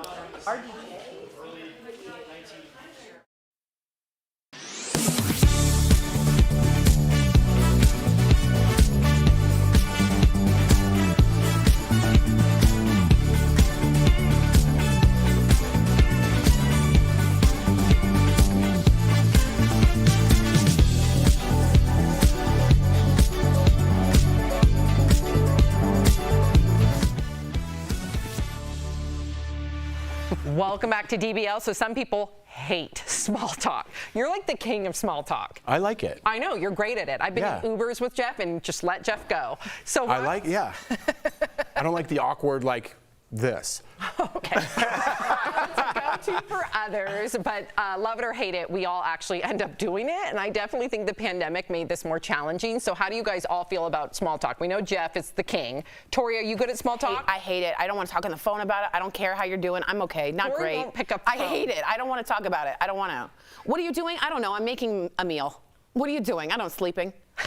You know, if you just go up to a stranger and you get that awkward moment where you're like, hey, how you doing today? Everything good? That looks good. What are you making tonight? Right. Like the smile that comes across their face for like human interaction or contact, everyone just walks around like this. And to have an actual conversation with somebody, and when I'm in Uber with you, I had a couple drinks, the guy's from another country, I'm all in. Yeah. You know what I mean? He doesn't want to just drive us around. I want to make him feel welcome. Maybe I'm weird. Maybe he doesn't want to talk. Well, we have wonderful stories. Yeah, I do have to say you've inspired me. I actually find it quite charming when you engage in conversation because it's super genuine. Yeah, just want to say that, okay? For those, Thank you, Sam. For those out there who are on the side of despising like Tori small talk, and then we'll get to Al, we've got some tips to help you master the art. Small talk is a two-way game like tennis. If someone asks how are you doing, you can't just say I'm fine, Tori. That shuts down the conversation. So keep it flowing with questions back and forth, be an active listener. And this is a pretty common one. Don't chat about money, sex, health, religion, or politics during small talk. Instead, try asking about the weather and travel or mutual connections that you may have. So here's a good one. Don't look at your phone, like Jeff said, smartwatch, or even keep glancing at other places. That's rude. Try to answer questions with some detail. And here's the best tip of them all. Before you go, know that you can have a way out. Be ready to tell them that you have to find the bathroom or a drink, and always offer catching up later or introduce them to someone else before you depart. Yeah, but what if they take you up on that? What if now you're like, okay, I need to exit this conversation. You go to the bathroom and then they're standing there like, so like I was saying, you're like, oh no, that was my one out. So I don't know. I think a little honesty, and also sometimes we're always talking about like our direction with the small talk. What about theirs? What if they have to use the restroom and you feel obligated to how's the weather because you can't talk about any of these 7 things people talk about. I know. I don't know what else. The weather. And I always feel dumb about it. Whenever I hear the weather, like I'm in an elevator and like, man, it's hot out there. I'm like, this guy's got nothing. I'm like, yeah, it is. Yeah. Apparently Midwesterners, when they're done, you guys are Midwest. They go, well, and that gets you out of it. I love it. That's a good one. Yeah, That's and really good. You kind of half stand up apparently. Yeah. Well, I don't mind the I honesty. that's I don't pretty mind if someone's real chatty, like, hey, I love your story, man. I got to get out of here. What's wrong with that? You just be it's honest. awkward to say because I want to say that, but I'm not great. I feel bad. I'm people pleasing, so I'm like, tell me more about your cousin from your nephew's roommate. But why don't you find something you want to talk about? Because I want to talk about probably politics, and that's one of the banned things. Right. I get nervous, and I noticed this recently when I was taking my daughter to camp and I was talking to one of the other moms. I just started saying random things. And then I remember exiting the conversation and being like, oh my gosh, I just like babbled. What'd you say? It was random. Like we had the same car, and then I pointed out we had the same. It was bad. No. And then I got in my car and I was like, oh my gosh, that was so embarrassing. You know, she was texting her spouse like, you know the Shocker Kids, Mom? Yeah, that's the one from go TV to in the elevator. Sports usually. Oh gosh. Yeah, usually. Go figure. We'll be right back. Go sports. Way to shut down that conversation.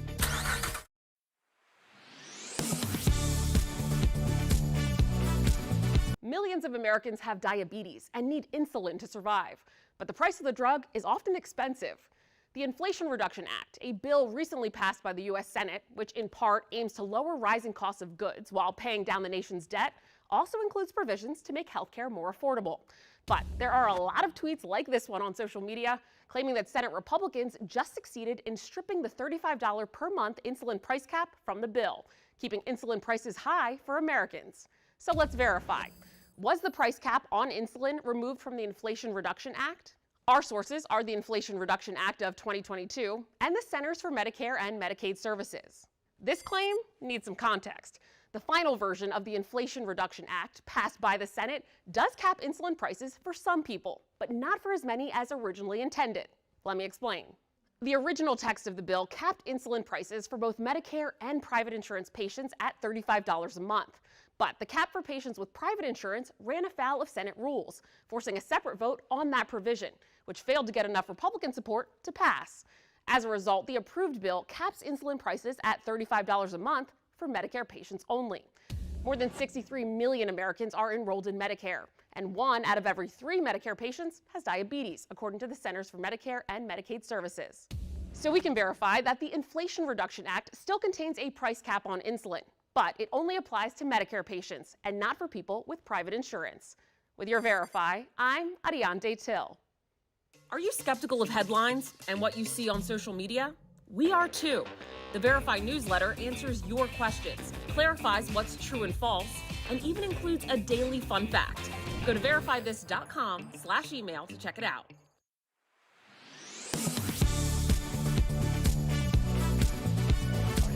It's time for you to get the best savings out of the best deals. Check out these products from our friends at Morning Save.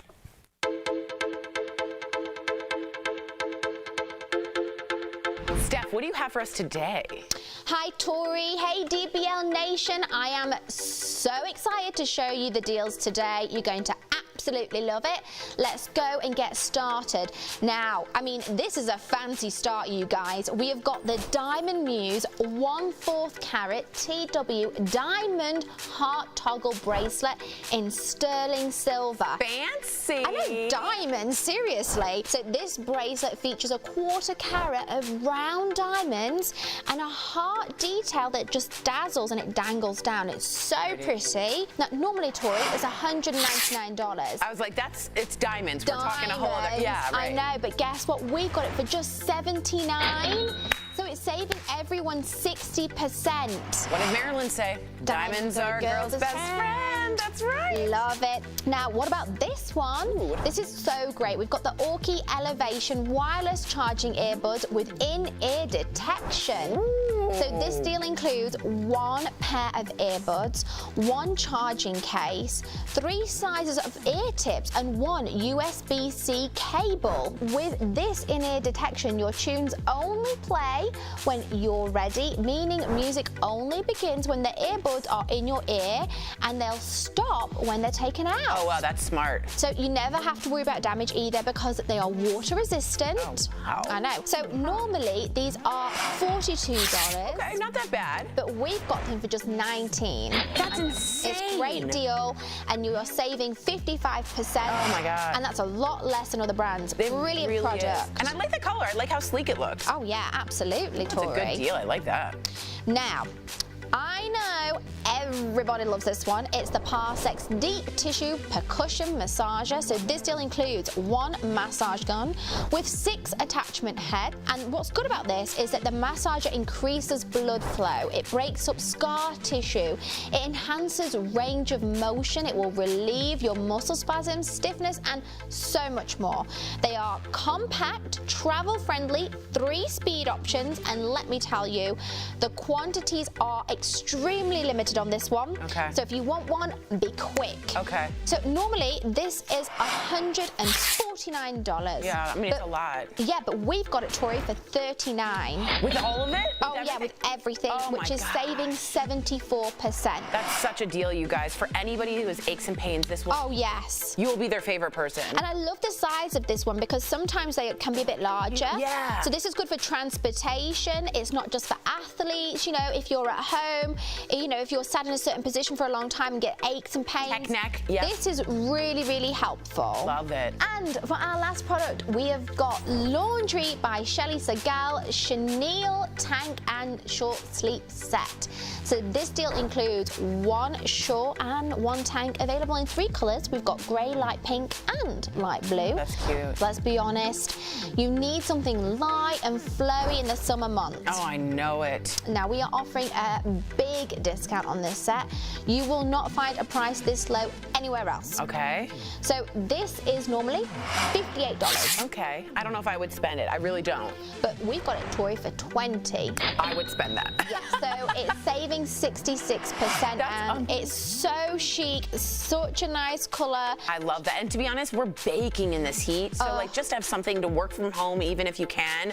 This is a really great option. Oh my God, I'm excited. Head on over, everyone, to morningsave.com. Let us know what you buy to snag these amazing deals at the lowest prices, or you can even just take your phone and scan that QR code. It's right on your screen. It's going to take you directly to these specific products on Morning Save's website. Could not be easier. Thank you so much, Steph. We will be right back.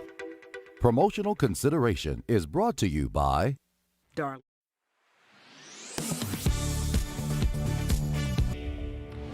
It's time to verify. Gas prices are finally pumping out some stability, though nationwide they are much higher than this time last summer. But we're seeing prices tick back below $4 in most locations. And a viewer noticed the price change and also the big price disparity between fuel types. Kenneth Craven asked, why is diesel price higher than gasoline? Many years ago, diesel was much cheaper because it supposedly was the leftover product of refining. So is it true diesel used to be more expensive than gas? Our sources are Patrick DeHaan with Gas Buddy and the U.S. Energy Information Administration, known by its acronym EIA. They confirm it's true. This EIA chart shows diesel prices below $2 before 2005, but a steady incline since then. Prices peaked in the 08 and 2022 economic downturns. The EIA explains in the early 2000s, the average diesel price was often lower than regular gas, except during really cold winters. Ever since September 2004, three factors have flipped the trend. Demand for diesel increased throughout the world. The federal excise tax on diesel became 6 cents higher than that of regular gas, and the U.S. transitioned to ultra-low sulfur diesel, affecting diesel production and distribution. You'll remember back in the 80s and 90s, diesel used to be sooty. It would burn completely different. Now there's a lot of clean diesel. That is, diesel has really cleaned up in terms of the specifications, the sulfur content. A lot of that sulfur has been removed, and it comes at a great cost. Cleaning up that fuel has cost billions of dollars in new emissions equipment at refineries. That's why DeHaan said diesel prices will remain more expensive than gas for the foreseeable future, and it's advantageous for manufacturers to keep producing it. Because in essence, diesel, which many consider used to be a byproduct of trying to produce gasoline, is not really a byproduct at all. In fact, refineries in many instances have been trying to produce more diesel than they have gasoline because diesel prices have been higher. In conclusion, we verified, yes, it's true. Diesel used to be cheaper than gas, but that changed in the early 2000s, primarily because emission standards became stricter.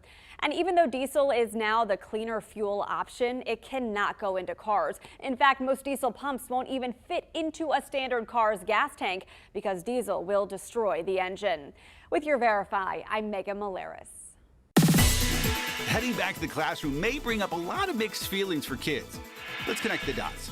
Health experts say kids who normally have a little bit of trouble separating from mom and dad will see their anxiety peak during times of stress or transition, making it challenging for kids if they're moving to a new school or a different grade. Health experts say there are some common signs to look out for. Problems with concentration, clinginess to caregivers, stomach problems, and headaches. Experts say parents should listen to their worries. Try meeting with a teacher and visit the school before the first day. In addition, officials say you should let someone like the school nurse or teacher aide know they may need a little extra support. If your child's anxiety doesn't go away over time and starts to interfere with school, give their doctor a call. And that is Connecting the Dots.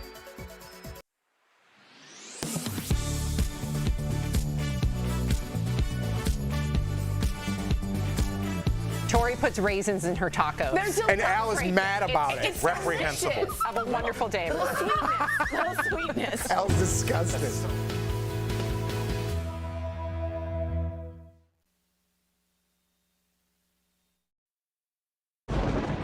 Where hope finds help. Where courage meets conviction. Where makers make fans.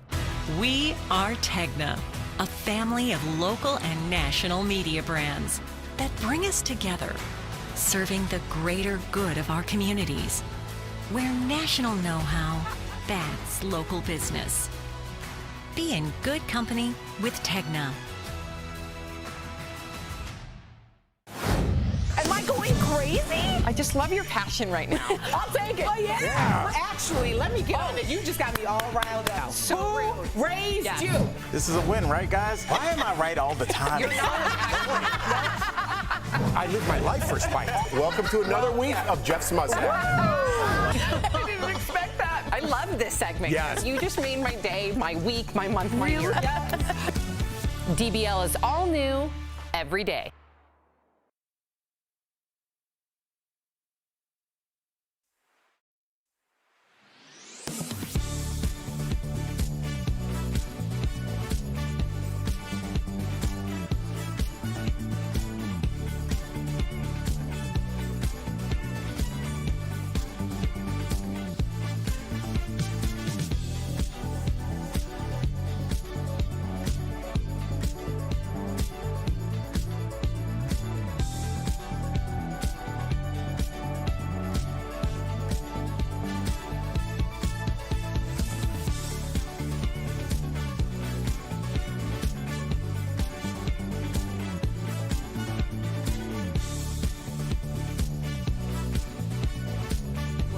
Talking about today on Daily Blast Live. Donald Trump pleads the fifth hundreds of times during a 4-hour deposition. What was the one question he answered? And could this be used against him down the line? Kevin Federline posts old videos of his ex Britney Spears arguing with their sons. You all better start respecting me. Are we clear? Was K-Fed out of line for exposing her like this to the world? A man claims he caught his wife trying to kill him with drain cleaner, the hidden camera video he used to get her arrested. And Armie Hammer's accusers speak out in a chilling documentary. It's like you were made for me, but then things changed. Plus, his haunting family history revealed. If you believe about making deals with the devil, the Hammers are top of the totem pole. Oh my gosh. Are you insane? This is a sham. No. Nope. Y'all, just It's stop. finally here. Drum roll. Welcome to DBL. Welcome back. Yes. Business class, huh? Yeah. What was it like? What do you mean business class? Oh my goodness. You texted me that you went to a business live class. television, we are figuring out because. What? Okay. I was in New York doing a comedy show. You thought you were telling people I was in a business class. 'cause that's what you I told was me. texting you guys that I was in a business class going to New York. That's what, okay. I kept going. Why are people saying Al was in a business class? I had to go in early, and Jordan's like, "Why are you going in early?" I'm like, "I don't know. Al's in this weird business class." I'm like, and Jordan goes, "Al's always up to something good for him." And I totally thought he was in business class. I'm honored y'all thought I was in a business Sam started that rumor, by the way. There we go. I have a text saying I'm in business class. I thought Yes. so too. Well, we like to provide context on this show and in text messages. bragging about your plane seat. I was just telling you where I was Okay. sitting. Couldn't have just said I'm in a plane, but okay. All right. That's Graduation. Happy graduation. It just hit me just now. So. NBA here. All right, let's get to it because this is serious, and I know a lot of our viewers have an opinion. In fact, I feel like they're divided. So former President Donald Trump sat for a deposition yesterday in New York, and for hours he took his Fifth Amendment right not to answer questions out of fear of incriminating himself. He did that more than 400 times. Trump did answer one question, giving his name. So this is all part of an investigation into his businesses, his property valuations, loans. Trump's lawyers reportedly convinced him that taking the Fifth was in his best interest. But as I'm sure many of you have seen online, there are a lot of different posts pointing out Trump's previous statements about people who plead the Fifth. Take a look. So there are 5 people taking the Fifth Amendment, like you see on the mob, right? You see the mob takes the Fifth. If you're innocent, why are you taking the Fifth Amendment? Well, there you go. So for more on this, we are joined, I've not seen her in a long time. Look at you, criminal defense attorney Sarah Azari. So great to see you. Hello, hello. Now, not only should. And all of you. Listen, Sarah, like not only are you one of the best attorneys around, but you wrote a book called Unprecedented, all about former President Trump and his alleged crimes. So, Sarah, you are the perfect person for us to hear from. Tori, I know you have a laundry list of questions I'm like for her. eagerly wanting to and ask you have to read her book. I can't. Well, first of all, it's going on the Amazon list right now, and I secondly want to know, as an attorney, what do you think about Trump taking the fifth? Was this the right move? And also, as someone who knows, just as a human being in this United States and knows the history of him saying, why would you take the fifth? How do you feel about it in that way personally? Yes, Tori, good to be with all of you. You know, this was not only the right thing to do, in my mind, it was the only thing to do. You know, when you have any amount of criminal exposure, although this case itself is a civil investigation by the state of New York, by the AG's office, but Trump has a bunch of legal woes. He's got everything from January 6th committee to Georgia to the Manhattan DA's office and everything in between. So when you have any amount of criminal exposure, you do take the fifth. It's not about being innocent or guilty. It is a constitutional right. In fact, the Supreme Court has ruled on this many times, saying that it's not about guilt or innocence. Right. It's protection that everybody on U.S. soil has. So he did the right thing. But he still has problems because by his own definition, he's a mob guy. And he's guilty. Right. So he defined it for himself. And also, Tori, because this is a civil case, if the state of New York sues him and he's found liable, this can be used against him. Right. And the judgment would be Wow. Well, I mean, that kind of leads me to my next question, because obviously we talk a lot about Trump, but we also got to talk to our viewers and just regular folks like myself. If anybody is in trouble with the police, is it just good practice to not have anything to say unless there is a lawyer there present? Because I know a lot of times when people are innocent, your first thing is like, oh, thank goodness, let me explain myself, and you could possibly say something that could be used against you. So would you as an attorney recommend that no one says anything until there's a lawyer there? Just shut up. Just don't say a word. Okay, don't say a word. By the way, we're going to clip that with you just saying shut up. And there's a lot you can say that could hurt you, even though in your layperson mind you think that it might be helpful. I mean, a recent example was Alec Baldwin, although that was not criminal, potentially criminal, but mostly civil.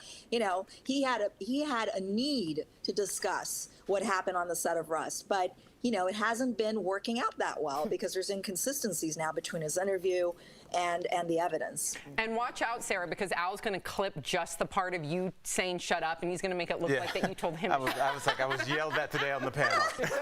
I will never. I thought be rude, but not that rude. I thought it was a great response. All right, so let's get to this, Sarah. A lot of people are comparing the way Trump is being treated, right? The people on the right, that's the rhetoric that they're saying. So to other investigations that we don't really talk about quite as much, especially on this show. So let's start with the Hillary Clinton thing and her emails, or Hunter Biden and his business dealings, or even Nancy Pelosi's husband. He had a DUI arrest, but I'm more interested in his stock trades. Let's start with Hillary and maybe debunk or give validity to some of these things. Was the investigation into her treated differently than Donald Trump's?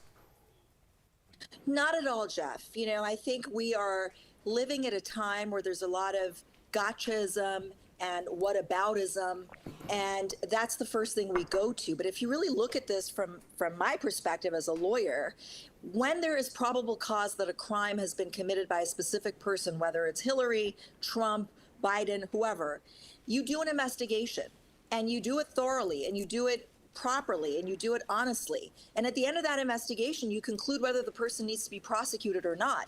So starting with Hillary, she was investigated.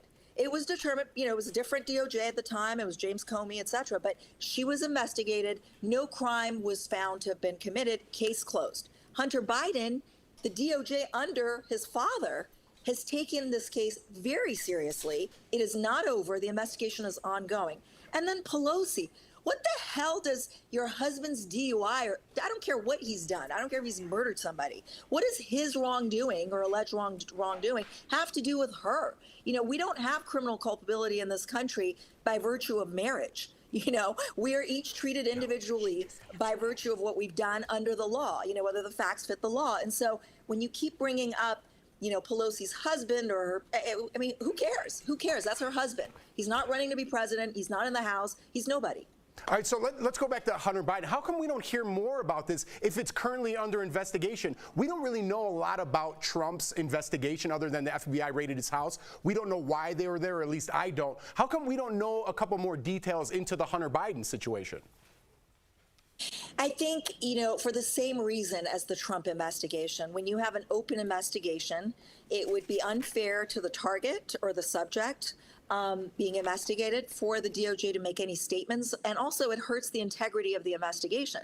So you leave it to the end. Now, in Trump's case, the DOJ absolutely has to explain why they took this very intrusive step 92 days from midterm elections. It's not within the 90-day period that the DOJ typically has a policy against, but it's still 2 days shy of that period. And they need to explain that. Now, according to a New York Times reporting just in the last hour, my understanding is that there was some lack of cooperation by Trump's team, that sometime in last spring, that these boxes that were remaining at Mar-a-Lago, about 12 of them, were actually subpoenaed. And apparently, Trump's team didn't cooperate and turn them over. And so they had to take the step of executing a search warrant. But think about it, Jeff. I mean, they didn't knock down the door. They didn't do what they did when they went out for Roger Stone. Right. They didn't, they were not even in uniform. So in all fairness, I think we have to look at this and call a spade a spade. All right. They did their job, and they did it pretty deferentially. I want to sneak in one more here, Sarah. Going back now to Nancy Pelosi, I don't care about her husband's DUI, right? But those stock options, right? And it's not Nancy Pelosi, it's everybody in government. They shouldn't be allowed to trade stocks. And Nancy Pelosi's net wealth is over $200 million, and she doesn't make that much money. So I don't think anyone in government should be able to trade stocks because they know things that we don't, and that's insider trading. How come we're not talking about that a little bit more?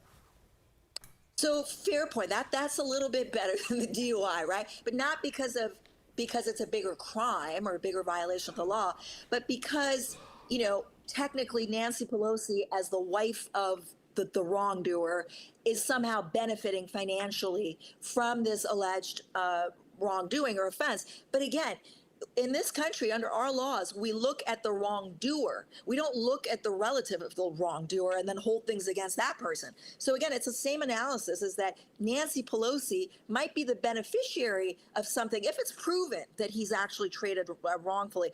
She might be the beneficiary of wrongdoing, but she certainly didn't do it herself. And so again, we can't use it against her. It's just apples and oranges. And we're out of time, Sarah, but quickly, I just want to hear from you. Do you believe that Trump will be prosecuted?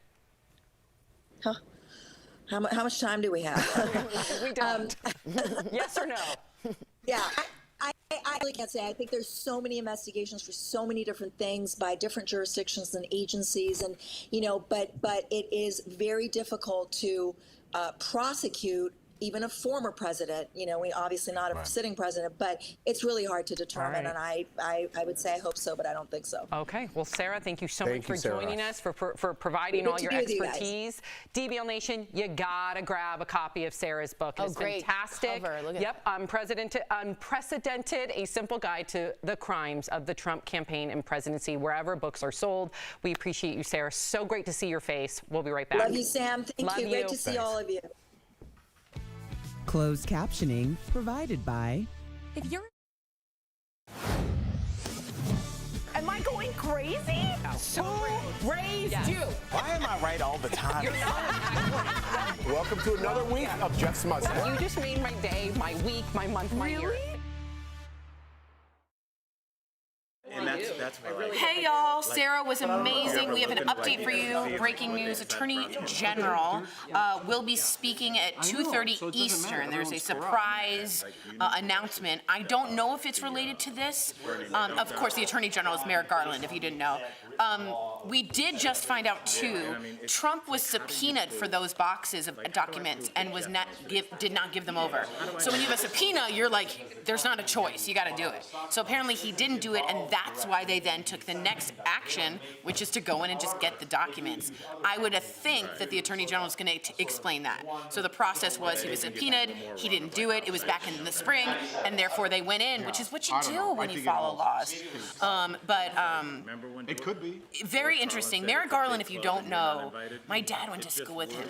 He's a very quiet guy. He doesn't like to be in the public. He doesn't make a lot of statements. He's a by the book. If he was an animal, he'd be like a sloth or like a tortoise. And so for him to be making a breaking news statement at, again, 2:30 Eastern, is unlike him, and he probably doesn't want to be in the spotlight. So I would assume it's a quick, terse commentary on the subpoena that previously came before they raided Mar-a-lago. If it's not, I'm wrong. So we're only doing the Drano killer story. Oh, this is crazy. Have you guys heard about this Drano thing? You got about 2:45. There's video. Okay, perfect. Of her. Have you guys all seen the video? What video? Of this woman with the Drano? Oh. It's pretty bad. It's very What's happening weird. over there? Why don't people just? I don't know. His name is Anthony, everyone. Hi, Anthony. What up, Anthony? He works at 9 News, and he's doing a for our promos and for something about the time changing. Yes, at 3 p.m. we have Ellen's time slot. That's a huge deal here.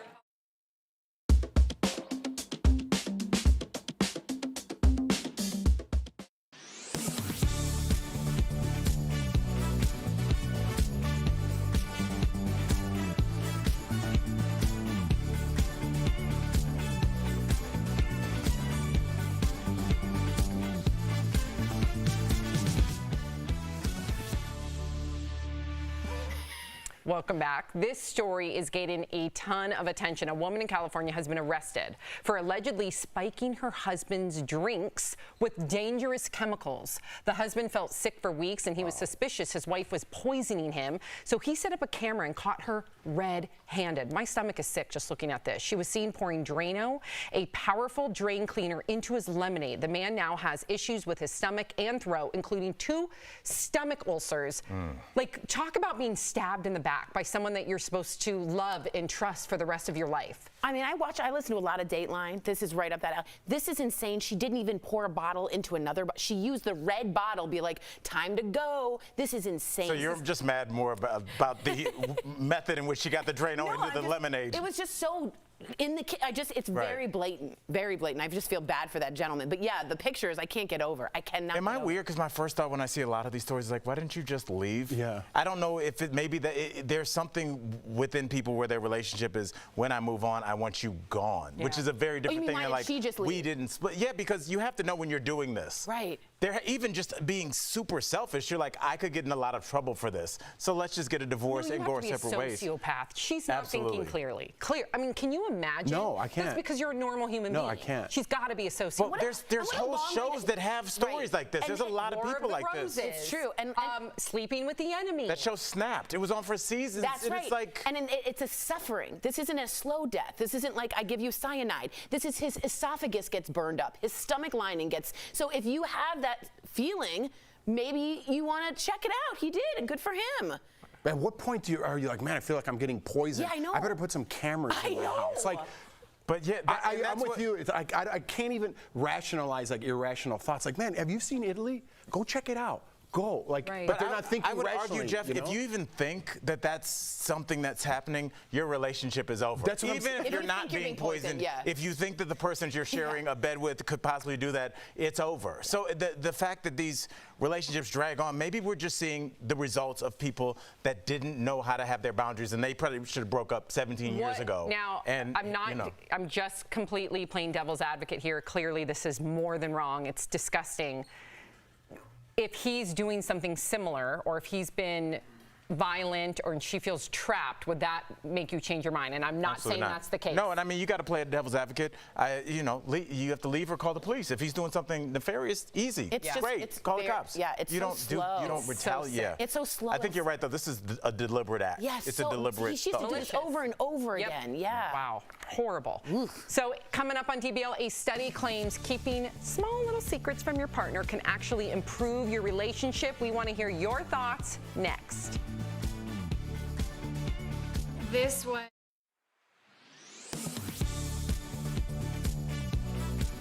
Millions of Americans have diabetes and need insulin to survive, but the price of the drug is often expensive.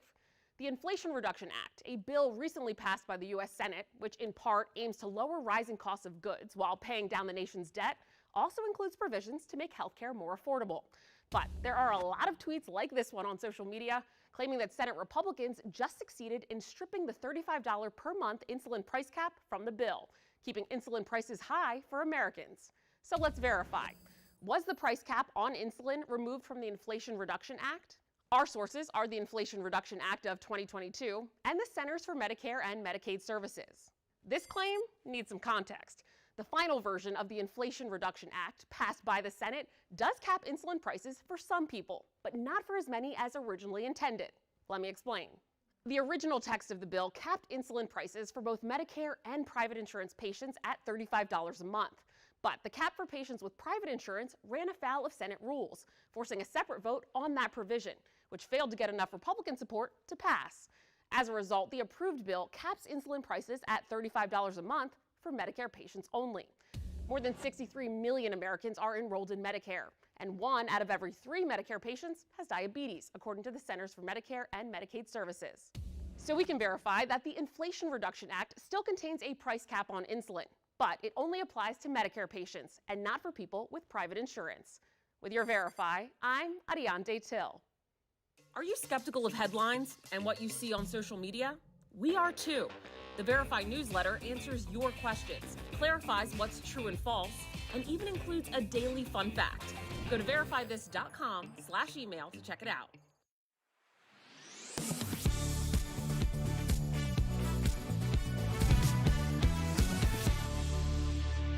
Welcome back to DBL. So here's a question for you. Can a secret actually strengthen a relationship? No. Yesterday we told you about Ryan Reynolds, who admitted to purchasing, just a soccer team without telling his wife.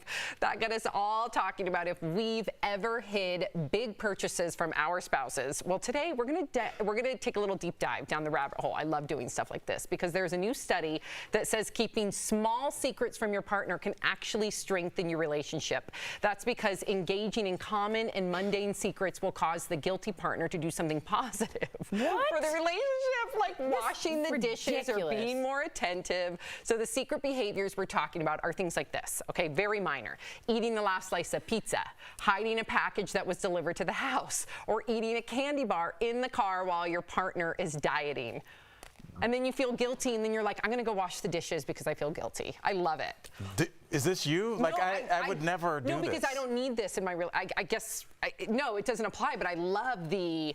I think tiny secrets is really bad. I agree. For you, I agree. Just because I don't want to ever have to think about what I'm saying, and if like even a little lie, that's the thing that really scares me. Is like if somebody lies about something little. If you're doing something like, hey, you stole money out of my account, I'll be like, yeah, you should lie about that. But if you lie about like the fact that you, yeah, I would for self-preservation. If somebody did something really bad, I was like, I'm mad you did it, but I get why you did it. If I found out that somebody's lying to me because they went to Wendy's, I would think that was way crazier. Jeff, am I out of line? I don't know. I disagree with you. I would want the small lies, the down crazy with lies. the little white lies to make life a little smoother. Right, I'm kind you know of what I mean? too. Yeah, I'm just, if like a girl comes up to me and like approaches me or something, did you talk to anybody? No. I'm not gonna be like, well, this girl saw me and she thought it was cute. What girl? You know what I mean? Oh, now it's a thing? No, wait, now you're okay with it? Al, stay strong. That's interesting. I just said it's interesting. I didn't say I agreed. That's interesting, though. That's interesting. And you can either little white lies are turbulence.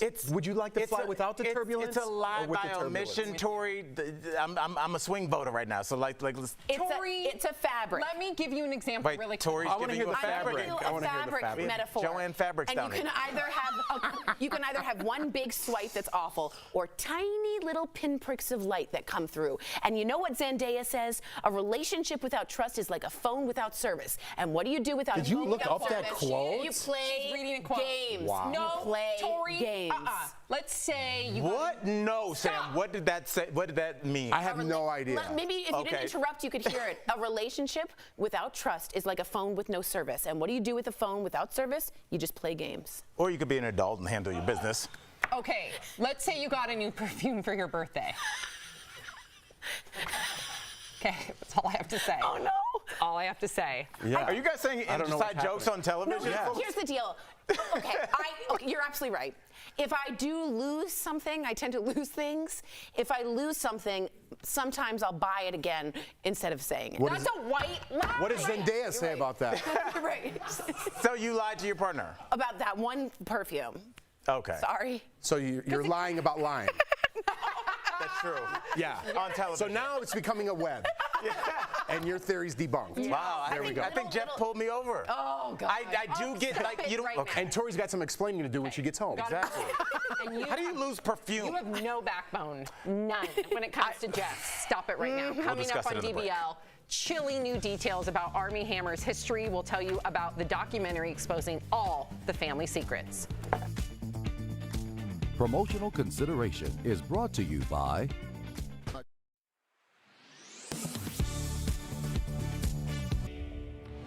It's time to verify. Gas prices are finally pumping out some stability, though nationwide they are much higher than this time last summer. But we're seeing prices tick back below $4 in most locations. And a viewer noticed the price change and also the big price disparity between fuel types. Kenneth Craven asked, why is diesel price higher than gasoline? Many years ago, diesel was much cheaper because it supposedly was the leftover product of refining. So is it true diesel used to be more expensive than gas? Our sources are Patrick DeHaan with Gas Buddy and the U.S. Energy Information Administration, known by its acronym EIA. They confirm it's true. This EIA chart shows diesel prices below $2 before 2005, but a steady incline since then. Prices peaked in the 2008 and 2022 economic downturns. The EIA explains in the early 2000s, the average diesel price was often lower than regular gas, except during really cold winters. Ever since September 2004, three factors have flipped the trend. Demand for diesel increased throughout the world. The federal excise tax on diesel became 6 cents higher than that of regular gas, and the U.S. transitioned to ultra-low sulfur diesel, affecting diesel production and distribution. You'll remember back in the 80s and 90s, diesel used to be sooty. It would burn completely different. Now there's a lot of clean diesel. That is, diesel has really cleaned up in terms of the specifications, the sulfur content. A lot of that sulfur has been removed, and it comes at a great cost. Cleaning up that fuel has cost billions of dollars in new emissions equipment at refineries. That's why DeHaan said diesel prices will remain more expensive than gas for the foreseeable future, and it's advantageous for manufacturers to keep producing it. Because in essence, diesel, which many consider used to be a byproduct of trying to produce gasoline, is not really a byproduct at all. In fact, refineries in many instances have been trying to produce more diesel than they have gasoline because diesel prices have been higher. In conclusion, we verified, yes, it's true. Diesel used to be cheaper than gas, but that changed in the early 2000s, primarily because emission standards became stricter. And even though diesel is now the cleaner fuel option, it cannot go into cars. In fact, most diesel pumps won't even fit into a standard car's gas tank because diesel will destroy the engine. With your Verify, I'm Megan Maleris. Heading back to the classroom may bring up a lot of mixed feelings for kids. Let's connect the dots. Health experts say kids who normally have a little bit of trouble separating from mom and dad will see their anxiety peak during times of stress or transition, making it challenging for kids if they're moving to a new school or a different grade. Health experts say there are some common signs to look out for. Problems with concentration, clinginess to caregivers, stomach problems, and headaches. Experts say parents should listen to their worries. Try meeting with a teacher and visit the school before the first day. In addition, officials say you should let someone like the school nurse or teacher aide know they may need a little extra support. If your child's anxiety doesn't go away over time and starts to interfere with school, give their doctor a call. And that is Connecting the Dots.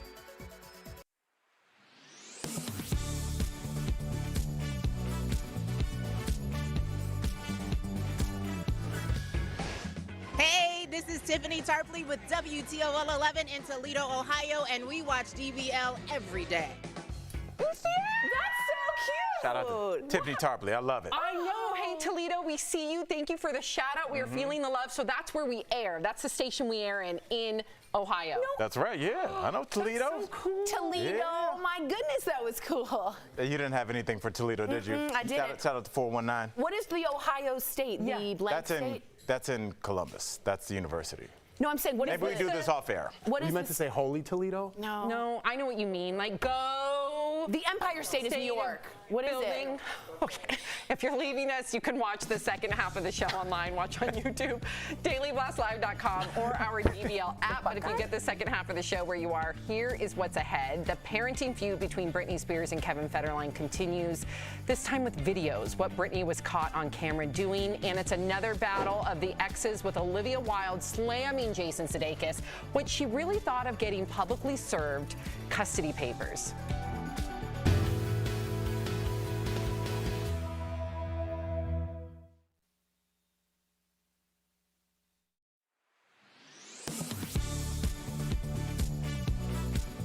A lot of places are still seeing high community spread of COVID-19. That's in part because the variant that's currently dominant, the BA.5 subvariant of Omicron, has shown to be more resistant to both vaccines and natural immunity.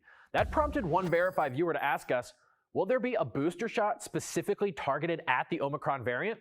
Our sources to answer that question are the FDA, Pfizer, and Moderna. In June, the FDA advised vaccine makers to work on a new shot for the fall of 2022. This one, they said, should have two components, the original vaccine plus a new formulation specifically designed to protect against Omicron subvariants, all delivered as one booster dose. In the past 2 months, both Pfizer and Moderna announced they're working on such a shot and will be selling it to the U.S. government for distribution once it gets approved by the FDA. The FDA told Verify both company shots could be available as early as September 2022. So we can verify, yes, there will be a vaccine targeted specifically for the Omicron variant. So who will actually be able to get that booster? The simple answer is we don't know. Right now, the federal government has only authorized one booster for most Americans. People who are 50 or older or have weakened immune systems, they can get a second booster, but no one else. Now, the FDA says part of the reason it hasn't authorized second boosters for most folks yet is they wanted to wait for a shot that would be more effective against the new dominant strains. So once that shot becomes available, it's possible more people will become eligible. But the FDA wouldn't confirm that that's for sure the case, so we'll have to wait and see. With your Verify, I'm Casey Decker.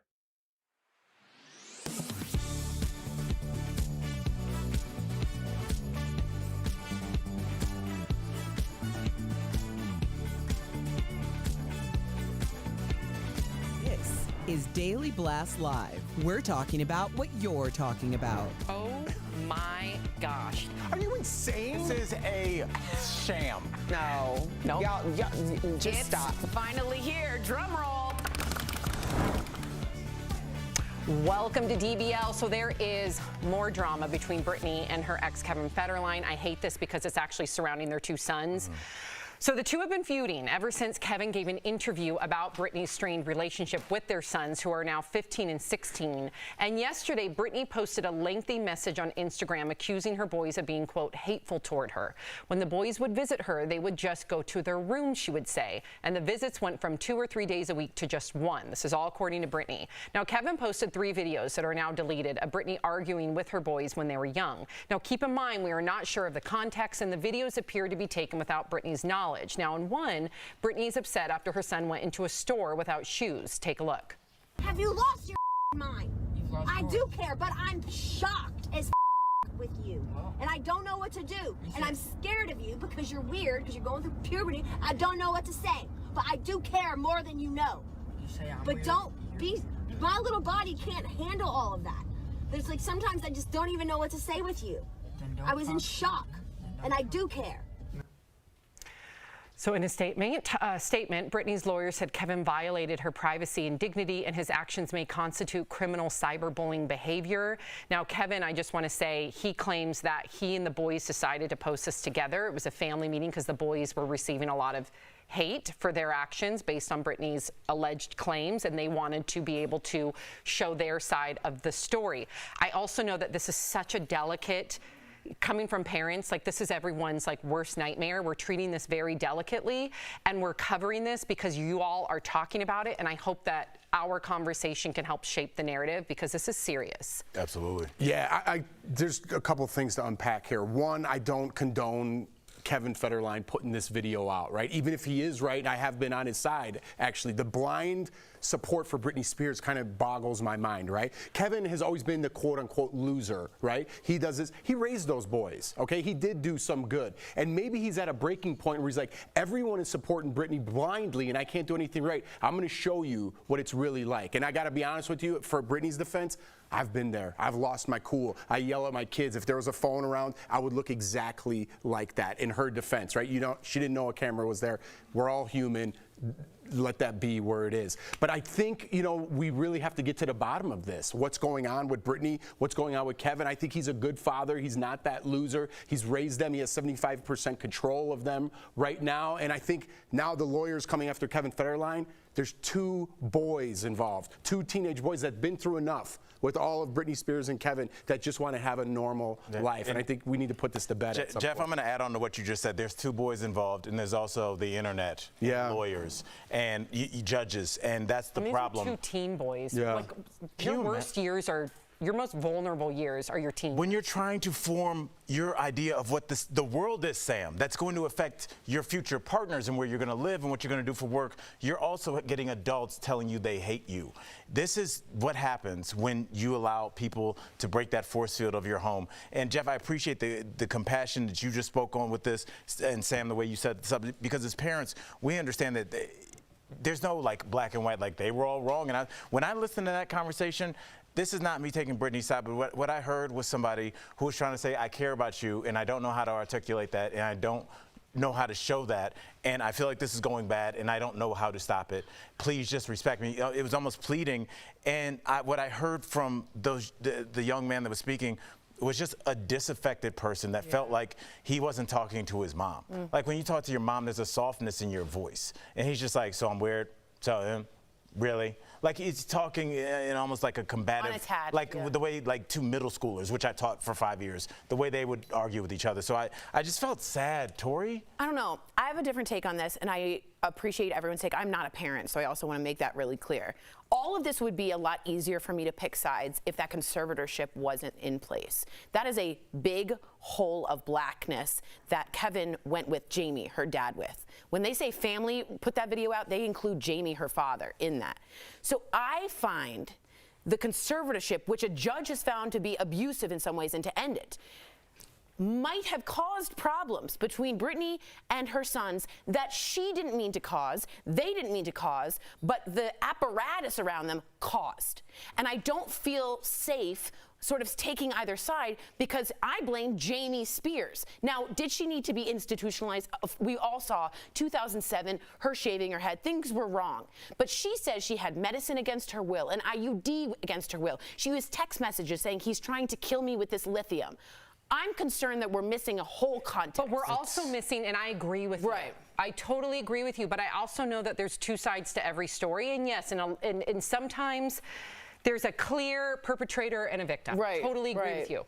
We don't know that here because we only hear Britney's side. I think we do know. I think we do know that it's not, that it is amorphous and it is ambiguous, Sam. I don't think there can be 2 sides when we're talking about a conservative. But when you look on the but when you look on the internet, you only hear, now when it comes to the conservatorship, yes, you can unpack that and put it over here because a judge has ruled on it. But now when we look at Johnny Depp after the fact and we're learning more things from the deposition that we never saw publicly, we're learning that Johnny Depp's hands weren't clean.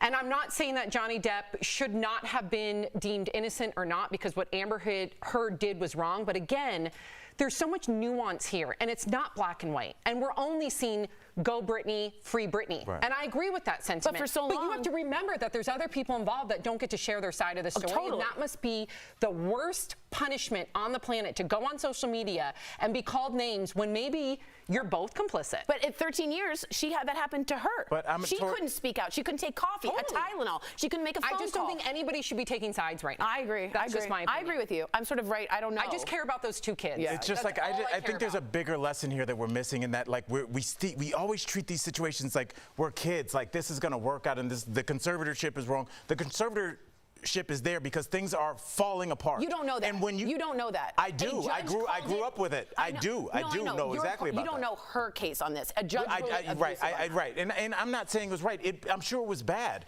But when you have to bring a conservatorship in, that means we are at rock bottom and we have gone through that and we're going to the Earth's core. Hear you, yeah. So like when we try and sit back like in our air-conditioned studio, like I think they should have done this. When you have to do things like people I know had to do, which is have people removed in real time, that's when we really start understanding the nuance that you're talking about, Sam. There's a lot going on here. Compassion all around. Exactly. It's not as easy as people think. All right, so a new documentary, this is crazy, about actor Armie Hammer's alleged abuse is set to air on Discovery Plus. So it's called House of Hammer and interviews multiple women who claimed Armie was violent in their relationship. Watch. Boundaries a little bit at a time. You're his. Completely. These are messages that are being sent literally within seconds of each other. I mean, he said, I'm 100% a cannibal. I'm freaking out. It was all he wanted to ever talk about. Then I get a note that says I'm gonna bite out of you. And he just like acted mad. So the doc also goes into Armie's family and exposes 5 generations of alleged abuses of power by men in Armie's family, including his great-grandfather, oil tycoon Armand Hammer. What do you think about exposing this family? And you might have a personal story or no? Sorry. Yeah, I'm a cannibal. I'm gonna come out on television and say that. No. We should have led with that. No, I told Sam. You met him or something? No. Okay, sorry. Oh my goodness, This is a Sam. business class coming up again. Yeah, this is how things get blurred a little bit. Sorry. No, during the morning meeting, Armand Hammer is the guy's name. Armand. That's the grandfather. Yeah. Yeah, and I was like, wait. Armie Hammer comes from Arm and Hammer, like the... A lot of people believe that. That's not true. It's not. No. That's where I was going. I'm glad you said Not that I'm a cannibal. No, you're not a cannibal. Yeah, but that's where I was going. Most people assume that he's from that family. No. I totally thought he was. Like, I can't believe I didn't know that. No, you're right. Apparently I was. Sam, am I tripping? Because I think there is some exploitation going on here. Like when we talk about Netflix shows and everything that's on your queue, it's always super attractive people doing something illegal or sexual. And I feel like here we are again, a rich, good-looking guy doing something illegal or sexual. We're not gonna get to the bottom of this. Tabloids. Welcome to tabloids. That's what happens. Beautiful people doing really weird things. And I think this guy is should be locked up. I'm really this really scares me. He seems very cultish-like of a leader. I tell you when to eat, when to sleep, who you talk to. I will bite you. I will eat you. Again, I'm not king. There's a lot of dom-sub relationships. You're right, but I'm not king shaming. That's not consent, right? Yeah. I don't feel from what at least they said on that tape, he was like, texts kept coming. I don't know. This guy seems weirdly dangerous. And I understand the exploitation part of it, but we all saw the fallout and the justice from the R. Kelly documentary, right? Some people could say that was exploitative as well, but at the end of the day, a lot of those victims saw justice. And they were underage, though. And yes. Allegedly. Yeah, I don't know if you still have to say that. Underage or not, if something's consensual, even if these two are of age and one's consenting and one's not, or it's not a consensual relationship, those women would also deserve some sort of justice. I'm not saying that he's guilty because I've not seen the documentary. I don't know anything about it. They are accusing him of abuse, though. Okay, I'll watch it before I form an opinion, but I did see the Marilyn Manson one, somebody that I used to listen to regularly, and I will not listen to Marilyn Manson after that because the evidence was so damning.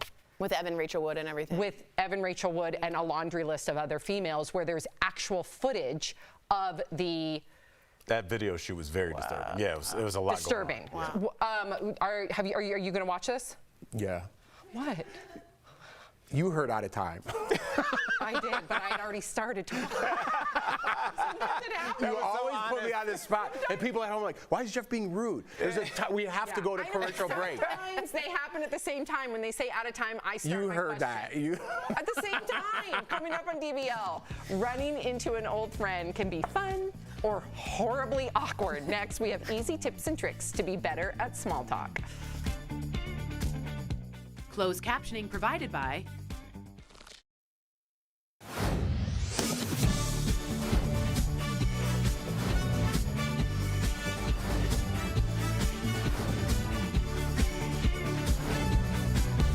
DBL is all new every day. So we hung hold on, let me explain real fast. So when Sam was looking at me, I was going like this, off camera, because they're like out of time. And we have to go to commercial break. There's like a time limit, otherwise we get backed up. It's like inside stuff. But I was shaking my head no, and it's like, what are you supposed to say in 5 seconds to wrap that up? What do you think about it? You know, it's like sexual abuse and cannibalism. Especially on like hard topics when that happens. I know. 5 seconds left. Give me a final thought, Jeff. Racism's bad. Yeah. You know, it's like, what? Really quick, guys, if you don't know who he is, Armie Hammer, he played the Winklevoss twins. He played both of them in The Social Network with Facebook.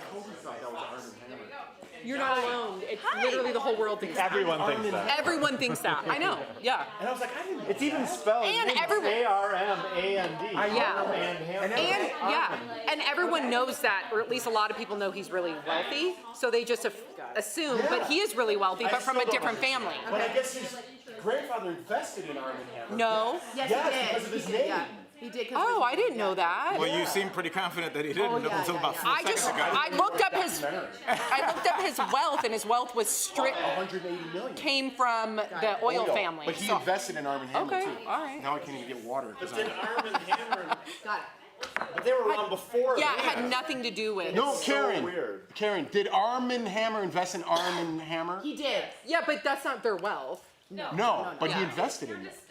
What do you mean? You want to claim that you're right? I'm not right. And you know, Arm & Just a lot of people thought they were the Arm & Hammer I family. did. I know. I'm just saying that's not the family. Because I felt dumb, but I was right. You shouldn't. I thought the same thing until I looked up their wealth. I was curious how wealthy he was. And remember Robert Downey Jr.'s like paying for his lifestyle right now?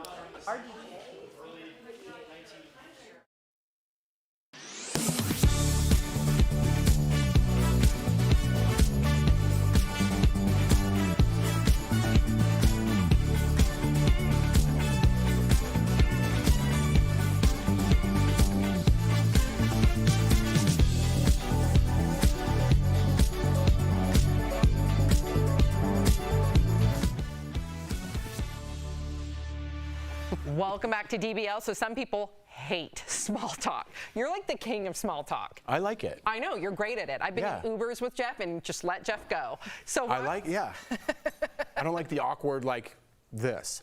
Okay. It's a go-to for others, but love it or hate it, we all actually end up doing it. And I definitely think the pandemic made this more challenging. So how do you guys all feel about small talk? We know Jeff is the king. Tori, are you good at small talk? I hate it. I don't want to talk on the phone about it. I don't care how you're doing. I'm okay. Not Tori great. won't pick up the phone. I hate it. I don't want to talk about it. I don't want to. What are you doing? I don't know. I'm making a meal. What are you doing? I don't sleeping.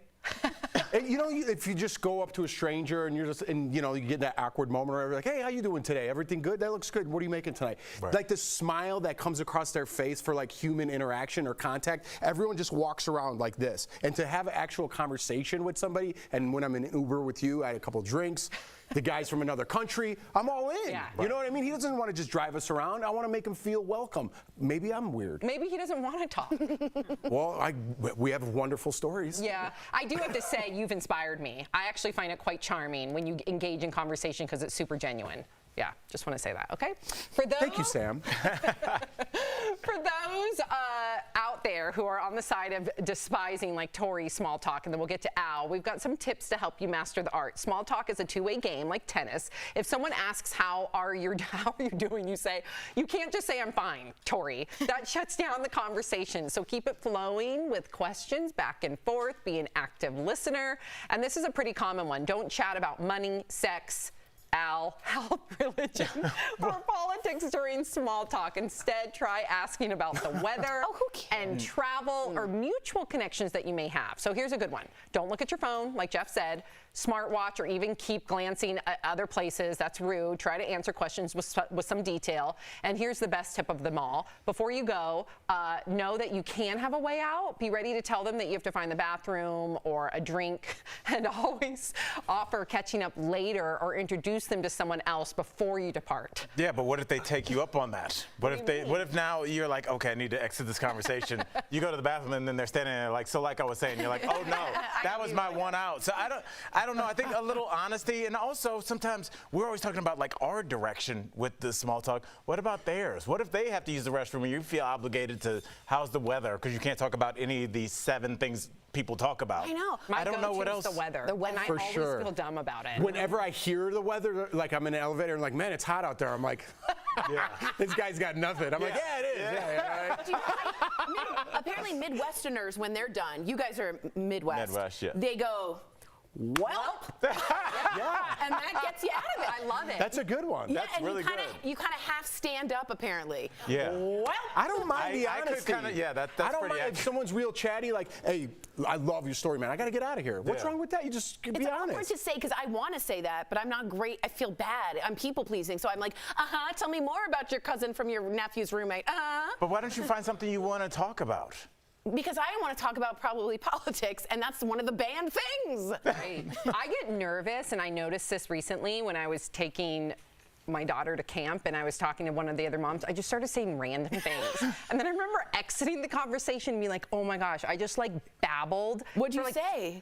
It was random. Like we had the same car, and then I pointed out we had the same. It was bad. No. And then I got in my car and I was like, oh my gosh, that was so embarrassing. You know, she was texting her spouse like, Yeah. you know the Shocker Kids, Mom?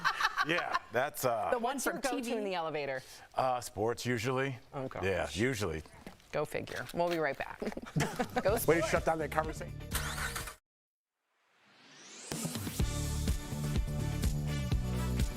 Millions of Americans have diabetes and need insulin to survive, but the price of the drug is often expensive.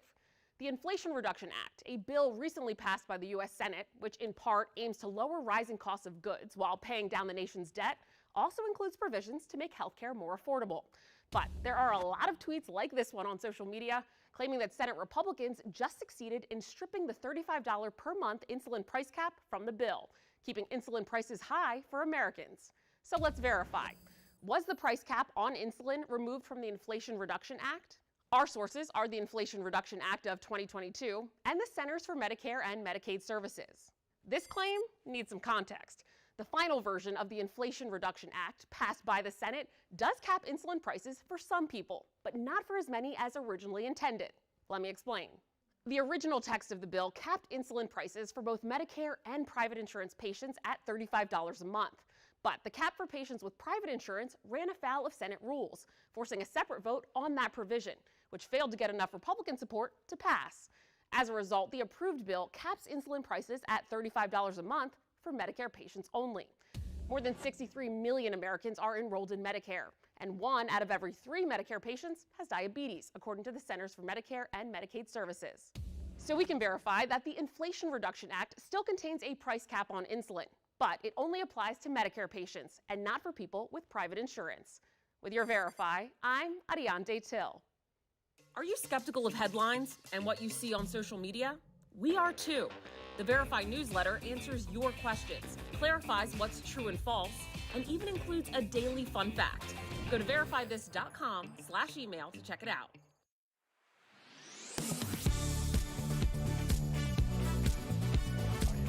It's time for you to get the best savings out of the best deals. Check out these products from our friends at Morning Save.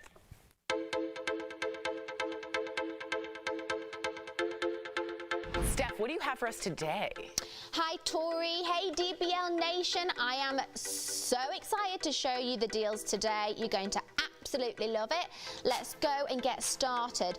Now, I mean, this is a fancy start, you guys. We have got the Diamond Muse 1/4 carat TW Diamond Heart Toggle Bracelet in sterling silver. Fancy. I know, diamond, seriously. So this bracelet features a 1/4 carat of round diamonds and a heart detail that just dazzles and it dangles down. It's so pretty. Now, normally, Tori, it's $199. I was like, it's diamonds. We're talking a whole other, yeah, right. I know, but guess what? We got it for just $79. So it's saving everyone 60%. What did Marilyn say? Diamonds are a girl's best friend. That's right. Love it. Now, what about this one? Ooh. This is so great. We've got the Orky Elevation wireless charging earbuds with in-ear detection. Ooh. So this deal includes 1 pair of earbuds, 1 charging case, 3 sizes of ear tips, and 1 USB-C cable. With this in-ear detection, your tunes only play when you're ready, meaning music only begins when the earbuds are in your ear and they'll stop when they're taken out. Oh, wow, that's smart. So you never have to worry about damage either because they are water resistant. Wow. I know. So normally these are $42. Okay, not that bad. But we've got them for just $19. That's insane. It's a great deal, and you are saving 55%. Oh my God. And that's a lot less than other brands. Brilliant really product. is. And I like the color. I like how sleek it looks. Oh yeah, absolutely, That's Tori. a good deal. I like that. Now, I know everybody loves this one. It's the Parsex Deep Tissue Percussion Massager. So this deal includes one massage gun with 6 attachment heads. And what's good about this is that the massager increases blood flow. It breaks up scar tissue. It enhances range of motion. It will relieve your muscle spasms, stiffness, and so much more. They are compact, travel-friendly, 3-speed options. And let me tell you, the quantities are extremely limited on this one. Okay. So if you want one, be quick. Okay. So normally this is $149. Yeah, I mean, it's a lot. Yeah, but we've got it, Tori, for $39. With all of it? Oh, yeah, with everything, which is saving 74%. That's such a deal, you guys. For anybody who has aches and pains, this will. Oh, yes. You will be their favorite person. And I love the size of this one because sometimes they can be a bit larger. Yeah. So this is good for transportation. It's not just for athletes. You know, if you're at home, you know, if you're sat in a certain position for a long time and get aches and pains. Tech neck, yep. This is really, really helpful. Love it. And for our last product, we have got Laundry by Shelly Segal Chenille Tank and Short Sleeve Set.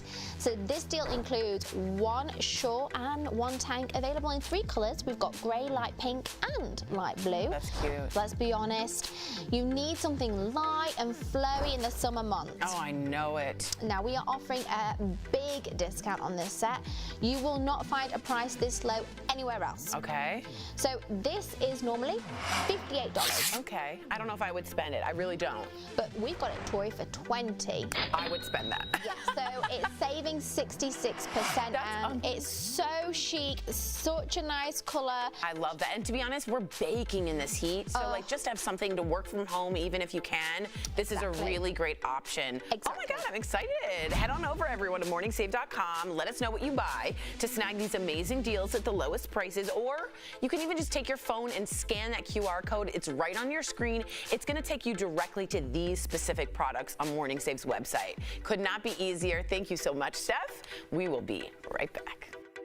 Promotional consideration is brought to you by Darling.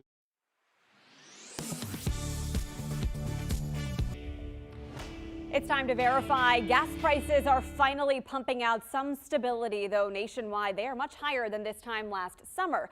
But we're seeing prices tick back below $4 in most locations. And a viewer noticed the price change and also the big price disparity between fuel types. Kenneth Craven asked, why is diesel price higher than gasoline? Many years ago, diesel was much cheaper because it supposedly was the leftover product of refining. So is it true diesel used to be more expensive than gas?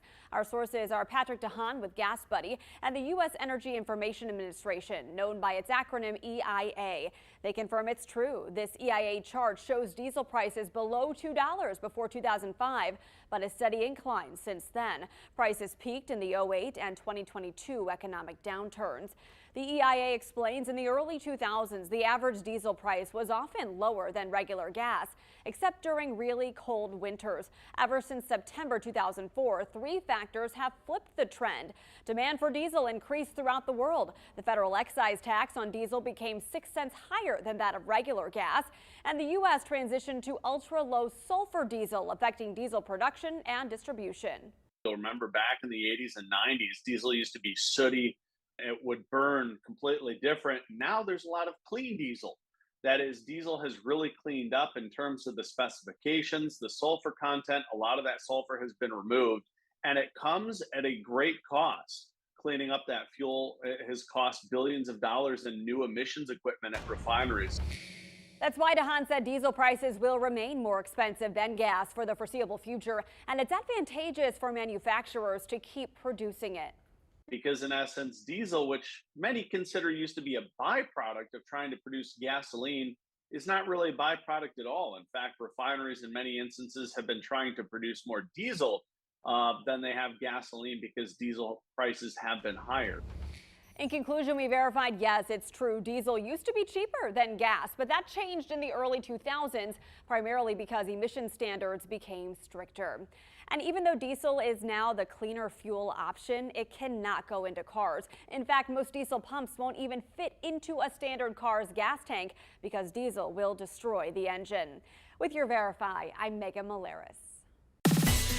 Heading back to the classroom may bring up a lot of mixed feelings for kids. Let's connect the dots.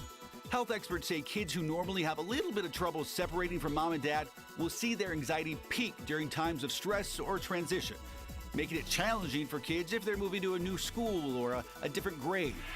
Health experts say there are some common signs to look out for. Problems with concentration, clinginess to caregivers, stomach problems, and headaches. Experts say parents should listen to their worries. Try meeting with a teacher and visit the school before the first day.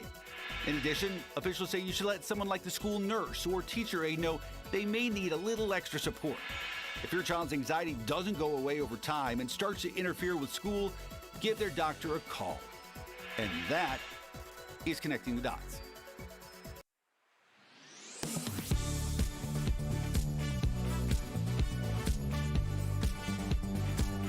Tori puts raisins in her tacos. And Al is mad about it. It's Reprehensible. delicious. Have a wonderful day, everyone. Little sweetness. Al's disgusting.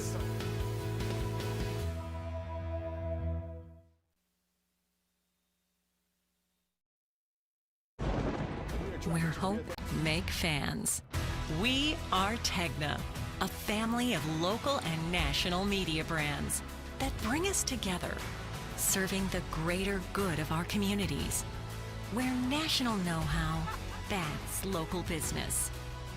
Be in good company with Tegna. Am I going crazy? I just love your passion right now. I'll take it. Oh, yeah. Well, actually, let me get on it. You just got me all riled up. So Who raised Yes. you? This is a win, right, guys? Why am I right all the time? You're I live my life for Spike. Welcome to another week of Jeff's Mustache. I didn't expect that. I love this segment. Yes. You just made my day, my week, my month, my year. DBL is all new every day.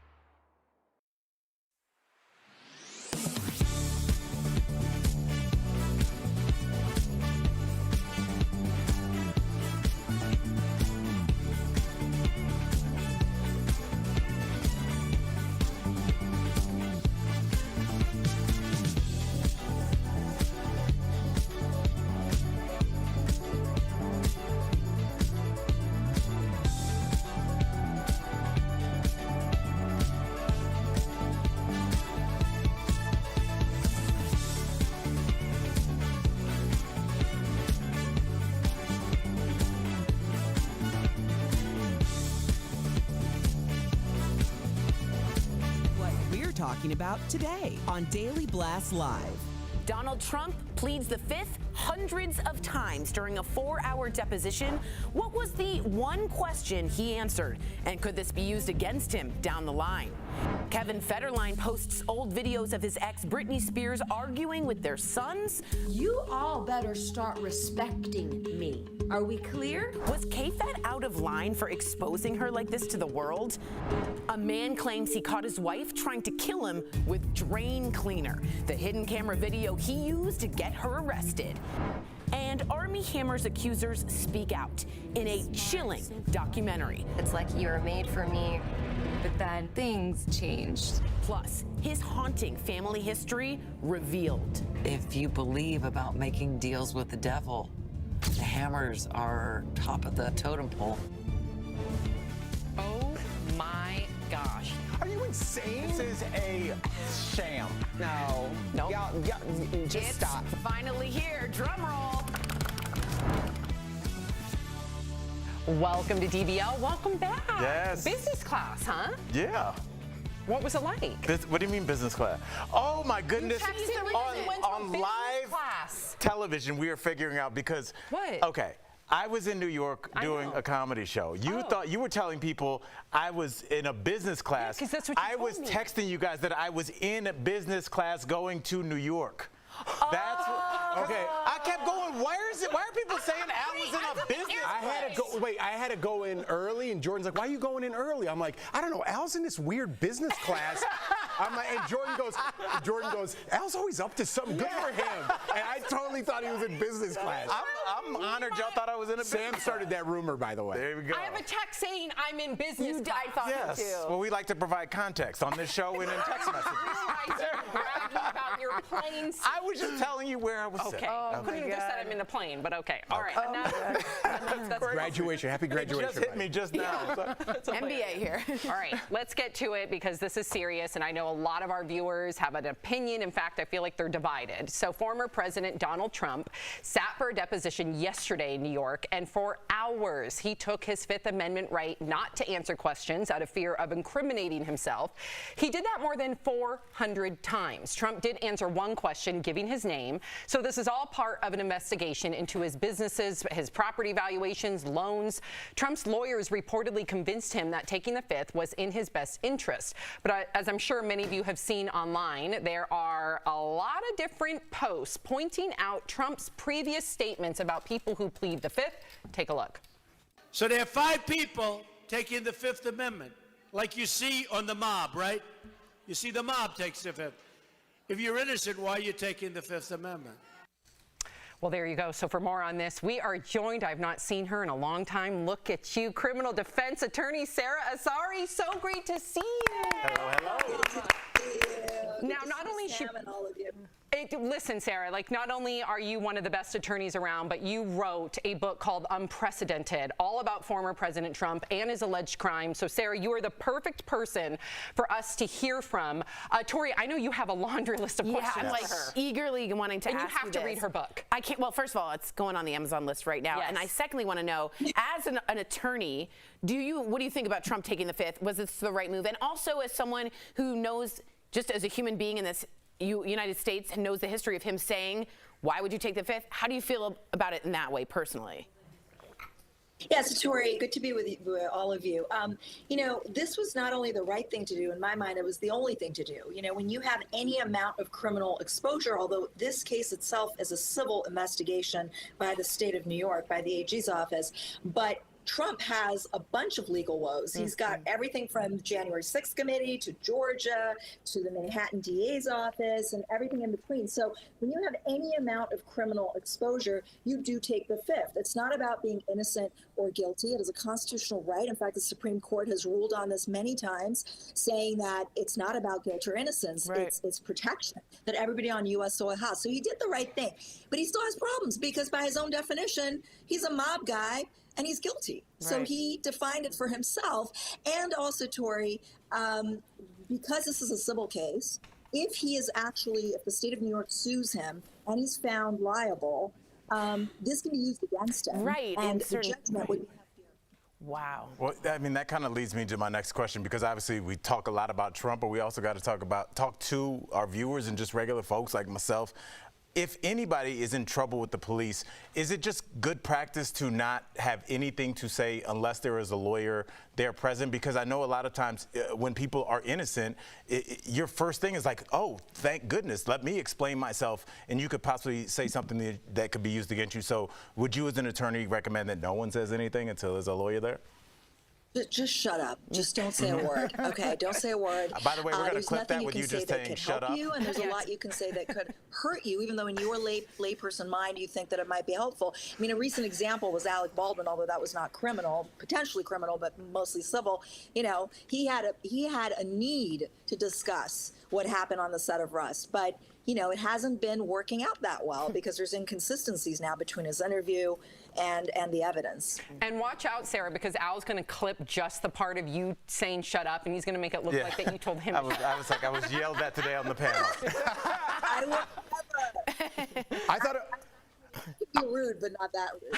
I thought it was a great response. All right, so let's get to this, Sarah. A lot of people are comparing the way Trump is being treated, right? The people on the right, that's the rhetoric that they're saying. So to other investigations that we don't really talk about quite as much, especially on this show. So let's start with the Hillary Clinton thing and her emails, or Hunter Biden and his business dealings, or even Nancy Pelosi's husband. He had a DUI arrest, but I'm more interested in his stock trades. Let's start with Hillary and maybe debunk or give validity to some of these things. Was the investigation into her treated differently than Donald Trump's?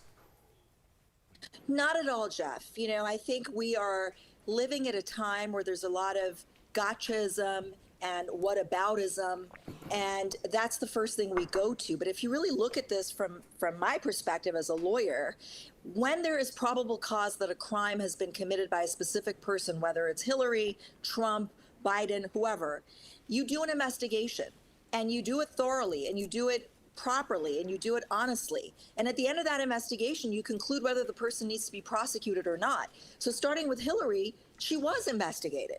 It was determined, you know, it was a different DOJ at the time. It was James Comey, et cetera. But she was investigated. No crime was found to have been committed. Case closed. Hunter Biden, the DOJ under his father, has taken this case very seriously. It is not over. The investigation is ongoing. And then Pelosi. What the hell does your husband's DUI, or I don't care what he's done, I don't care if he's murdered somebody, what does his wrongdoing or alleged wrongdoing have to do with her? You know, we don't have criminal culpability in this country by virtue of marriage. You know, we are each treated individually by virtue of what we've done under the law, you know, whether the facts fit the law. And so when you keep bringing up, you know, Pelosi's husband or her, I mean, who cares? Who cares? That's her husband. He's not running to be president. He's not in the House. He's nobody. All right, so let's go back to Hunter Biden. How come we don't hear more about this if it's currently under investigation? We don't really know a lot about Trump's investigation other than the FBI raided his house. We don't know why they were there, or at least I don't. How come we don't know a couple more details into the Hunter Biden situation? I think, you know, for the same reason as the Trump investigation, when you have an open investigation, it would be unfair to the target or the subject being investigated for the DOJ to make any statements. And also it hurts the integrity of the investigation. So you leave it to the end. Now, in Trump's case, the DOJ absolutely has to explain why they took this very intrusive step 92 days from midterm elections. It's not within the 90-day period that the DOJ typically has a policy against, but it's still 2 days shy of that period. And they need to explain that. Now, according to a New York Times reporting just in the last hour, my understanding is that there was some lack of cooperation by Trump's team, that sometime in last spring, that these boxes that were remaining at Mar-a-Lago, about 12 of them, were actually subpoenaed. And apparently, you know, Trump's team didn't cooperate and turn them over. And so they had to take the step of executing a search warrant. But think about it, Jeff. I mean, they didn't knock down the door. They didn't do what they did when they went out for Roger Stone. Right. They didn't, you know, they were not even in uniform. So in all fairness, I think we have to look at this and call a spade a spade. All right. They did their job, and they did it pretty deferentially. I want to sneak in one more here, Sarah. Going back now to Nancy Pelosi, I don't care about her husband's DUI, right? But those stock options, right? And it's not Nancy Pelosi, it's everybody in government. They shouldn't be allowed to trade stocks. And Nancy Pelosi's net wealth is over $200 million, and she doesn't make that much money. So I don't think anyone in government should be able to trade stocks because they know things that we don't, and that's insider trading. How come we're not talking about that a little bit more? So fair point. That's a little bit better than the DUI, right? But not because it's a bigger crime or a bigger violation of the law, but because, you know, technically Nancy Pelosi, as the wife of the wrongdoer, is somehow benefiting financially from this alleged wrongdoing or offense. But again, in this country, under our laws, we look at the wrongdoer. We don't look at the relative of the wrongdoer and then hold things against that person. So again, it's the same analysis, is that Nancy Pelosi might be the beneficiary of something if it's proven that he's actually traded wrongfully. You know, she might be the beneficiary of wrongdoing, but she certainly didn't do it herself. And so again, we can't use it against her. It's just apples and oranges. And we're out of time, Sarah, but quickly, I just want to hear from you. Do you believe that Trump will be prosecuted? Huh? How much time do we have? We don't. Yes or no? Yeah, I really can't say. I think there's so many investigations for so many different things by different jurisdictions and agencies, and you know, but it is very difficult to prosecute even a former president. You know, we obviously not a sitting president, but it's really hard to determine. And I would say I hope so, but I don't think so. Okay. Well, Sarah, thank you so much for joining us, for providing all your expertise. DBL Nation, you gotta grab a copy of Sarah's book. It's fantastic. Cover. Look at yep. Unprecedented, a simple guide to the crimes of the Trump campaign and presidency, wherever books are sold. We appreciate you, Sarah. So great to see your face. We'll be right back. Love you, Sam. Thank you. Great to see all of you. Closed captioning provided by. If you're Am I going crazy? Who raised you? Why am I right all the time? Welcome to another week of Jeff's Mustang. You just made my day, my week, my month, my year. And that's what I like. Hey y'all, Sarah was amazing. We have an update for you. Breaking news, Attorney General will be speaking at 2:30 Eastern. There's a surprise announcement. I don't know if it's related to this. Of course, the Attorney General is Merrick Garland, if you didn't know. We did just find out too, Trump was subpoenaed for those boxes of documents and did not give them over. So when you have a subpoena, you're like, there's not a choice, you gotta do it. So apparently he didn't do it, and that's why they then took the next action, which is to go in and just get the documents. I would think that the Attorney General is gonna explain that. So the process was he was subpoenaed, he didn't do it, it was back in the spring, and therefore they went in, which is what you do when you follow laws. It could be. Very interesting. Merrick Garland, if you don't know, my dad went to school with him. He's a very quiet guy. He doesn't like to be in the public. He doesn't make a lot of statements. He's a by the book. If he was an animal, he'd be like a sloth or like a tortoise. And so for him to be making a breaking news statement at, again, 2:30 Eastern, is unlike him, and he probably doesn't want to be in the spotlight. So I would assume it's a quick, terse commentary on the subpoena that previously came before they raided Mar-a-Lago. If it's not, I'm wrong. So we're only doing the Drano killer story. Oh, this is crazy. Have you guys heard about this Drano thing? There's video. Okay, perfect. Of her. Have you guys all seen the video? What video? Of this woman with the Drano? Oh. It's pretty bad. It's very What's happening weird. over there? Why don't people just? I don't know. His name is Anthony, everyone. Hi, Anthony. What up, Anthony? He works at 9 News, and he's doing a for our promos and for something about the time changing. Yes, that's we can't leave Ellen's time slot. That's a huge deal here.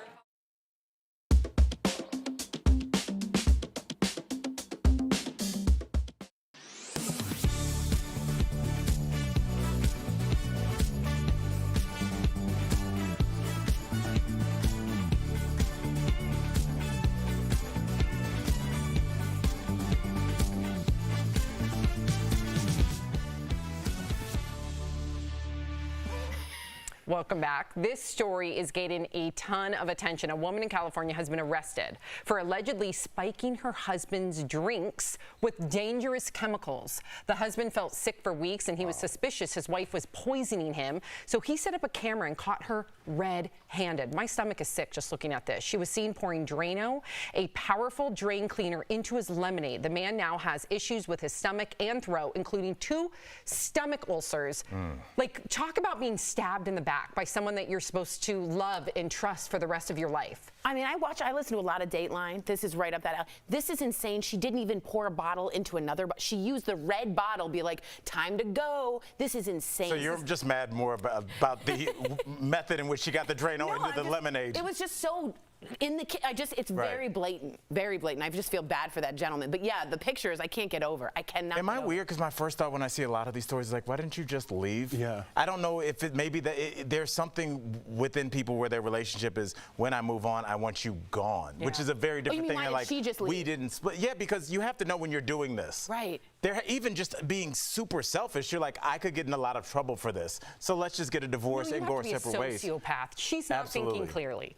I mean, can you imagine? No, I can't. That's because you're a normal human being. No, I can't. She's got to be a sociopath. Well, there's whole shows that have stories like this. There's a lot of people like this. It's true. And Sleeping with the Enemy. That show Snapped. It was on for seasons. That's right. It's like, and it's a suffering. This isn't a slow death. This isn't like I give you cyanide. This is his esophagus gets burned up. His stomach lining gets. So if you have that feeling, maybe you want to check it out. He did, and good for him.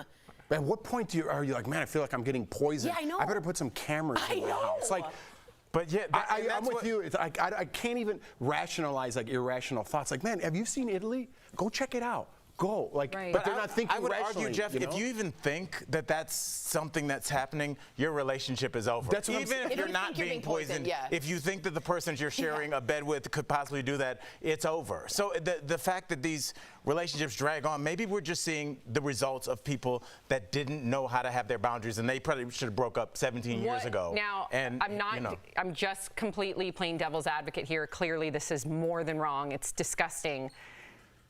If he's doing something similar, or if he's been violent, or she feels trapped, would that make you change your mind? And I'm not saying that's the case. No, and I mean, you got to play a devil's advocate.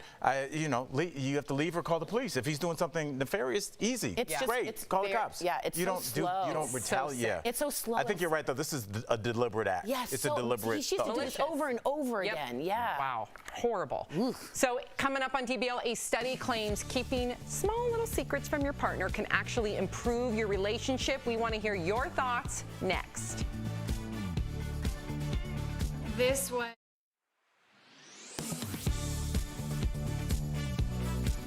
Millions of Americans have diabetes and need insulin to survive, but the price of the drug is often expensive. The Inflation Reduction Act, a bill recently passed by the U.S. Senate, which in part aims to lower rising costs of goods while paying down the nation's debt, also includes provisions to make healthcare more affordable. But there are a lot of tweets like this one on social media claiming that Senate Republicans just succeeded in stripping the $35 per month insulin price cap from the bill, keeping insulin prices high for Americans. So let's verify. Was the price cap on insulin removed from the Inflation Reduction Act? Our sources are the Inflation Reduction Act of 2022 and the Centers for Medicare and Medicaid Services. This claim needs some context. The final version of the Inflation Reduction Act, passed by the Senate, does cap insulin prices for some people, but not for as many as originally intended. Let me explain. The original text of the bill capped insulin prices for both Medicare and private insurance patients at $35 a month. But the cap for patients with private insurance ran afoul of Senate rules, forcing a separate vote on that provision, which failed to get enough Republican support to pass. As a result, the approved bill caps insulin prices at $35 a month for Medicare patients only. More than 63 million Americans are enrolled in Medicare, and 1 out of every 3 Medicare patients has diabetes, according to the Centers for Medicare and Medicaid Services. So we can verify that the Inflation Reduction Act still contains a price cap on insulin, but it only applies to Medicare patients and not for people with private insurance. With your Verify, I'm Ariante Till. Are you skeptical of headlines and what you see on social media? We are too. The Verify newsletter answers your questions, clarifies what's true and false, and even includes a daily fun fact. Go to verifythis.com/email to check it out.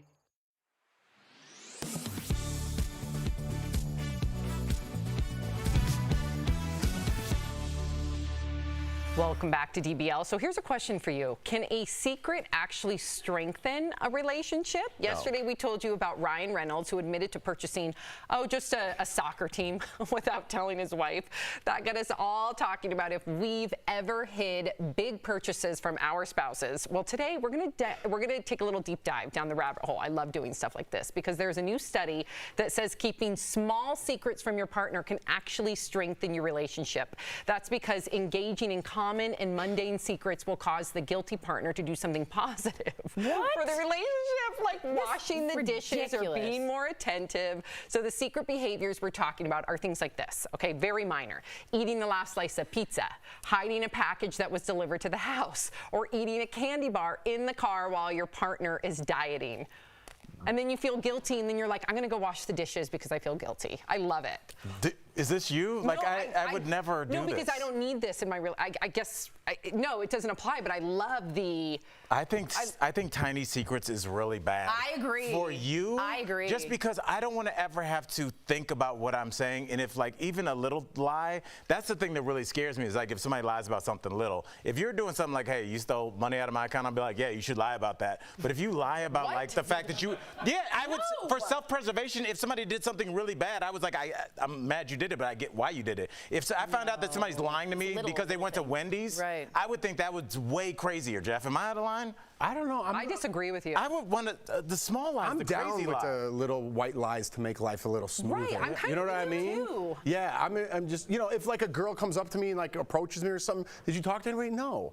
I'm not gonna be like, well, this girl saw me and she thought it was cute. that's What girl? You know what I mean? Oh, now it's a thing. No, now you're okay with it. Al, stay strong. That's interesting. I just said it's interesting. I didn't say I agreed. That's interesting, though. That's interesting. And you can either Little white lies are turbulence. Would you like to fly without the turbulence? It's a lie or with by the turbulence? omission, Tori. I'm a swing voter right now, so let's. Tori, it's a fabric. Let me give you an example really quick. Tori's I want to giving hear you the a fabric. I want to hear the fabric. Metaphor. Joanne Fabrics and down you can either have one big swipe that's awful or tiny little pinpricks of light that come through. And you know what Zendaya says? A relationship without trust is like a phone without service. And what do you do without Did a you phone look without up that service? quote? You play reading a quote. games. Wow. No, You play Tori, games. Let's say you. What? No, Sam. What did that say? What did that mean? I have no idea. Maybe if you didn't interrupt, you could hear it. A relationship without trust is like a phone with no service. And what do you do with a phone without service? You just play games. Or you could be an adult and handle your business. Okay, let's say you got a new perfume for your birthday. Okay, that's all I have to say. Oh no! All I have to say. Yeah. Are you guys saying inside jokes on television? No, here's the deal. Okay, you're absolutely right. If I do lose something, I tend to lose things. If I lose something, sometimes I'll buy it again instead of saying it. That's a white lie. What does Zendaya say about that? Right. So you lied to your partner? About that one perfume. Okay. Sorry. So you're lying about lying. That's true. Yeah. On television. So now it's becoming a web. And your theory's debunked. Wow. There we go. I think Jeff pulled me over. Oh, God. I do get, like, you don't. Okay. And Tori's got some explaining to do when she gets home. Exactly. How do you lose perfume? You have no backbone. None. When it comes to Jeff. Stop it right now. Coming up on DBL. Chilling new details about Armie Hammer's history. We'll tell you about the documentary exposing all the family secrets. Promotional consideration is brought to you by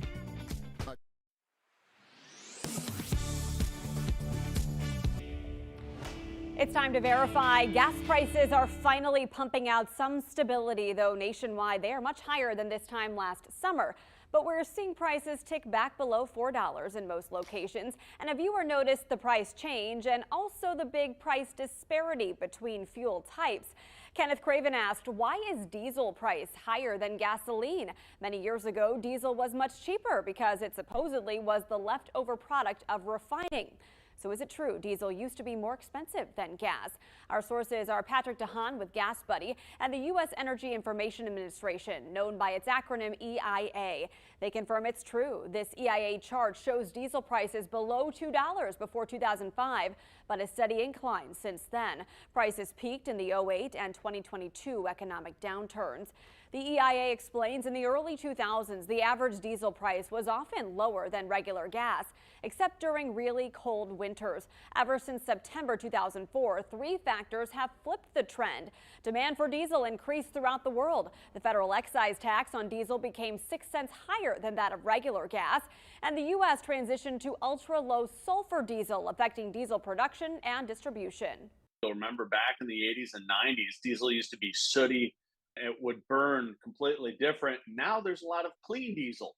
That is, diesel has really cleaned up in terms of the specifications, the sulfur content. A lot of that sulfur has been removed, and it comes at a great cost. Cleaning up that fuel has cost billions of dollars in new emissions equipment at refineries. That's why DeHaan said diesel prices will remain more expensive than gas for the foreseeable future, and it's advantageous for manufacturers to keep producing it. Because in essence, diesel, which many consider used to be a byproduct of trying to produce gasoline, is not really a byproduct at all. In fact, refineries in many instances have been trying to produce more diesel than they have gasoline because diesel prices have been higher. In conclusion, we verified, yes, it's true. Diesel used to be cheaper than gas, but that changed in the early 2000s, primarily because emission standards became stricter. And even though diesel is now the cleaner fuel option, it cannot go into cars. In fact, most diesel pumps won't even fit into a standard car's gas tank because diesel will destroy the engine. With your Verify, I'm Megan Malaris. Heading back to the classroom may bring up a lot of mixed feelings for kids. Let's connect the dots. Health experts say kids who normally have a little bit of trouble separating from mom and dad will see their anxiety peak during times of stress or transition, making it challenging for kids if they're moving to a new school or a different grade. Health experts say there are some common signs to look out for. Problems with concentration, clinginess to caregivers, stomach problems, and headaches. Experts say parents should listen to their worries. Try meeting with a teacher and visit the school before the first day. In addition, officials say you should let someone like the school nurse or teacher aide know they may need a little extra support. If your child's anxiety doesn't go away over time and starts to interfere with school, give their doctor a call. And that is Connecting the Dots.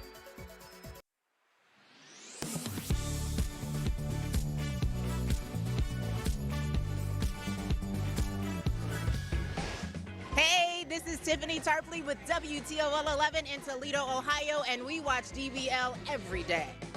That's so cute. Shout out to Tiffany Tarpley. I love it. I know. Hey, Toledo, we see you. Thank you for the shout out. We are feeling the love. So that's where we air. That's the station we air in Ohio. That's right. Yeah, I know Toledo. That's so cool. Toledo, Yeah. my goodness, that was cool. You didn't have anything for Toledo, did you? I didn't. Shout out to 419. What is the Ohio State? The blank state? That's in Columbus. That's the university. No, I'm saying, what is Maybe we do this off air. What is You meant to say Holy Toledo? No. No, I know what you mean. Like, go. The Empire State is New York. What is it? Okay. If you're leaving us, you can watch the second half of the show online. Watch on YouTube, dailyblastlive.com, or our DBL app. But if you get the second half of the show where you are, here is what's ahead. The parenting feud between Britney Spears and Kevin Federline continues, this time with videos, what Britney was caught on camera doing. And it's another battle of the exes with Olivia Wilde slamming Jason Sudeikis, what she really thought of getting publicly served custody papers.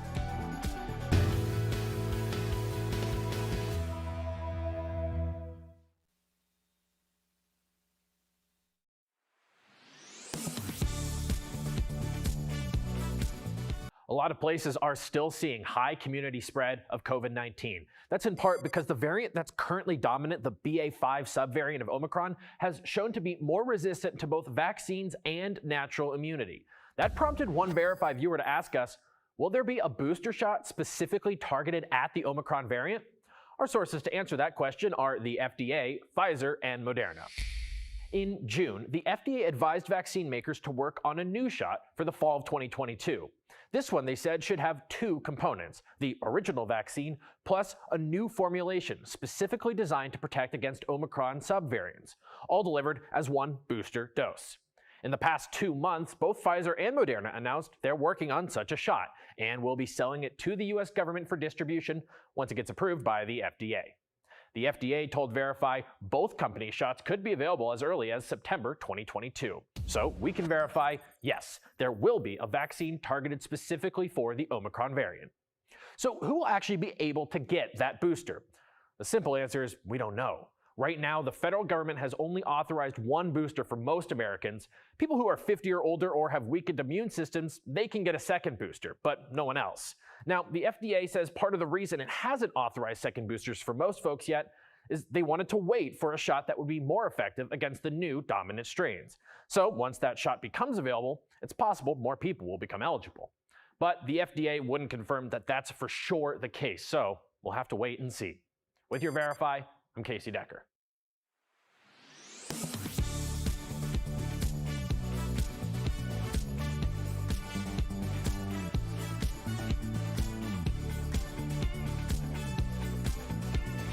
This is Daily Blast Live. We're talking about what you're talking about. Oh my gosh. Are you insane? This is a sham. No. Nope. Y'all, just It's stop. finally here. Drum roll. Welcome to DBL. So there is more drama between Britney and her ex Kevin Federline. I hate this because it's actually surrounding their two sons. So the two have been feuding ever since Kevin gave an interview about Britney's strained relationship with their sons, who are now 15 and 16. And yesterday, Britney posted a lengthy message on Instagram accusing her boys of being, quote, hateful toward her. When the boys would visit her, they would just go to their room, she would say. And the visits went from 2 or 3 days a week to just 1. This is all according to Britney. Now, Kevin posted 3 videos that are now deleted of Britney arguing with her boys when they were young. Now, keep in mind, we are not sure of the context, and the videos appear to be taken without Britney's knowledge. knowledge. Now, in one, Britney's upset after her son went into a store without shoes. Take a look. Have you lost your mind? I do care, but I'm shocked as with you. And I don't know what to do. And I'm scared of you because you're weird, because you're going through puberty. I don't know what to say. But I do care more than you know. But don't be, my little body can't handle all of that. There's like, sometimes I just don't even know what to say with you. I was in shock. And I do care. So in a statement, Britney's lawyer said Kevin violated her privacy and dignity, and his actions may constitute criminal cyberbullying behavior. Now, Kevin, I just want to say, he claims that he and the boys decided to post this together. It was a family meeting because the boys were receiving a lot of hate for their actions based on Britney's alleged claims, and they wanted to be able to show their side of the story. I also know that this is such a delicate, coming from parents, like this is everyone's like worst nightmare. We're treating this very delicately, and we're covering this because you all are talking about it, and I hope that our conversation can help shape the narrative because this is serious. Absolutely. Yeah, there's a couple of things to unpack here. One, I don't condone Kevin Federline putting this video out, right? Even if he is right, I have been on his side, actually. The blind support for Britney Spears kind of boggles my mind, right? Kevin has always been the quote-unquote loser, right? He does this, he raised those boys, okay? He did do some good. And maybe he's at a breaking point where he's like, everyone is supporting Britney blindly and I can't do anything right. I'm gonna show you what it's really like. And I gotta be honest with you, for Britney's defense, I've been there. I've lost my cool. I yell at my kids. If there was a phone around, I would look exactly like that in her defense, right? She didn't know a camera was there. We're all human. Let that be where it is. But I think, we really have to get to the bottom of this. What's going on with Britney? What's going on with Kevin? I think he's a good father. He's not that loser. He's raised them. He has 75% control of them right now. And I think now the lawyer's coming after Kevin Federline. There's 2 boys involved, 2 teenage boys that have been through enough with all of Britney Spears and Kevin that just want to have a normal life. And I think we need to put this to bed. Jeff, I'm going to add on to what you just said. There's 2 boys involved, and there's also the internet, lawyers, and judges, and that's the problem. These are 2 teen boys. Yeah. Like, your worst years are, your most vulnerable years are your teens. When you're trying to form your idea of what the world is, Sam, that's going to affect your future partners and where you're going to live and what you're going to do for work, you're also getting adults telling you they hate you. This is what happens when you allow people to break that force field of your home. And Jeff, I appreciate the compassion that you just spoke on with this, and Sam, the way you said this up, because as parents, we understand that there's no like black and white, like they were all wrong. And when I listen to that conversation, this is not me taking Britney's side, but what I heard was somebody who was trying to say, I care about you, and I don't know how to articulate that, and I don't know how to show that, and I feel like this is going bad, and I don't know how to stop it. Please just respect me. It was almost pleading, and what I heard from the young man that was speaking was just a disaffected person that felt like he wasn't talking to his mom. Like when you talk to your mom, there's a softness in your voice, and he's just like, so I'm weird, so really? Like he's talking in almost like a combative, unattached, like the way like 2 middle schoolers, which I taught for 5 years, the way they would argue with each other. So I just felt sad. Tori? I don't know. I have a different take on this, and I appreciate everyone's take. I'm not a parent, so I also want to make that really clear. All of this would be a lot easier for me to pick sides if that conservatorship wasn't in place. That is a big hole of blackness that Kevin went with Jamie, her dad, with. When they say family, put that video out, they include Jamie, her father, in that. So I find the conservatorship, which a judge has found to be abusive in some ways and to end it, might have caused problems between Britney and her sons that she didn't mean to cause, they didn't mean to cause, but the apparatus around them caused. And I don't feel safe sort of taking either side because I blame Jamie Spears. Now, did she need to be institutionalized? We all saw 2007, her shaving her head. Things were wrong. But she says she had medicine against her will, an IUD against her will. She used text messages saying he's trying to kill me with this lithium. I'm concerned that we're missing a whole context. But we're also missing, and I agree with you. I totally agree with you, but I also know that there's 2 sides to every story. And yes, and sometimes there's a clear perpetrator and a victim. Totally agree with you. We don't know that here because we only hear Britney's side. I think we do know. I think we do know that it's not, that it is amorphous and it is ambiguous, Sam. I don't think there can be two sides when we're talking about a conservative. But when you look on the but when you look on the internet, you only hear, now when it comes to the conservatorship, yes, you can unpack that and put it over here because a judge has ruled on it. Right. But now when we look at Johnny Depp after the fact, and we're learning more things from the deposition that we never saw publicly, we're learning that Johnny Depp's hands weren't clean. And I'm not saying that Johnny Depp should not have been deemed innocent or not, because what Amber Heard did was wrong. But again, there's so much nuance here, and it's not black and white. And we're only seeing go Britney, free Britney. Right. And I agree with that sentiment. But for so long. But you have to remember that there's other people involved that don't get to share their side of the story. Totally. And that must be the worst punishment on the planet, to go on social media and be called names when maybe you're both complicit. But at 13 years, that happened to her. But she couldn't speak out. She couldn't take coffee, a Tylenol. She couldn't make a phone call. I just don't think anybody should be taking sides right now. I agree. That's just my opinion. I agree with you. I'm sort of right. I don't know. I just care about those two kids. Yeah. It's just like I think there's a bigger lesson here that we're missing, in that like we always treat these situations like we're kids, like this is going to work out and the conservatorship is wrong. The conservatorship is there because things are falling apart. You don't know that. And when you don't know that. I do. I grew up with it. I do know exactly about that. You don't know her case on this. A judge right. And I'm not saying it was right. I'm sure it was bad. But when you have to bring a conservatorship in, that means we are at rock bottom and we have gone through that and we're going to the Earth's core. Hear you, yeah. So like when we try and sit back like in our air-conditioned studio, like I think they should have done this. When you have to do things like people I know had to do, which is have people removed in real time, that's when we really start understanding the nuance that you're talking about, Sam. There's a lot going on here. Compassion all around. Exactly. It's not as easy as people think. All right, so a new documentary, this is crazy, about actor Armie Hammer's alleged abuse is set to air on Discovery Plus. So it's called House of Hammer and interviews multiple women who claimed Armie was violent in their relationship. Watch. Boundaries a little bit at a time. You're his. Completely.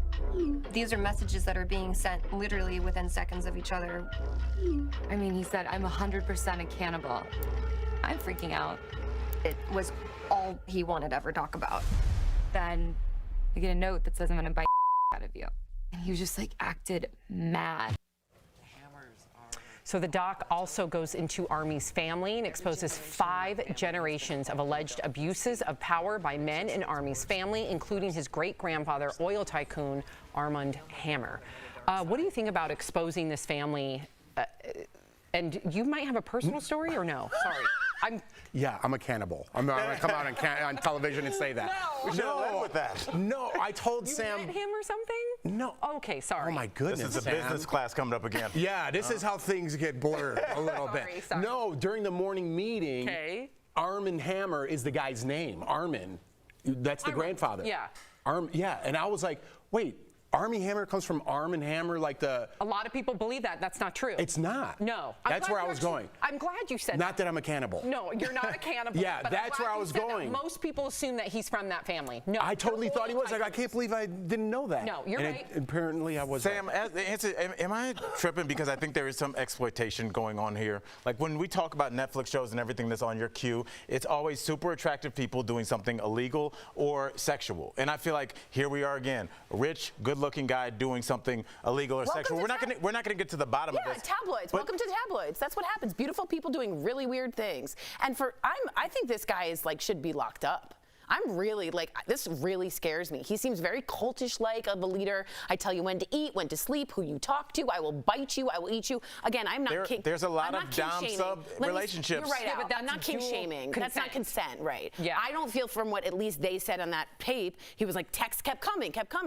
I don't know. This guy seems weirdly dangerous. And I understand the exploitation part of it, but we all saw the fallout and the justice from the R. Kelly documentary, right? Some people could say that was exploitative as well, but at the end of the day, a lot of those victims saw justice. And they were underage, though. And yes. Allegedly. Yeah, but I don't know if you still have to say underage or not, if something's consensual, even if these two are of age and one's consenting and one's not, or it's not a consensual relationship, those women would also deserve some sort of justice. I'm not saying that he's guilty because I've not seen the documentary. I don't know anything about it. They are accusing him of abuse, though. Okay, I'll watch it before I form an opinion, but I did see the Marilyn Manson one, somebody that I used to listen to regularly, and I will not listen to Marilyn Manson after that because the evidence was so damning.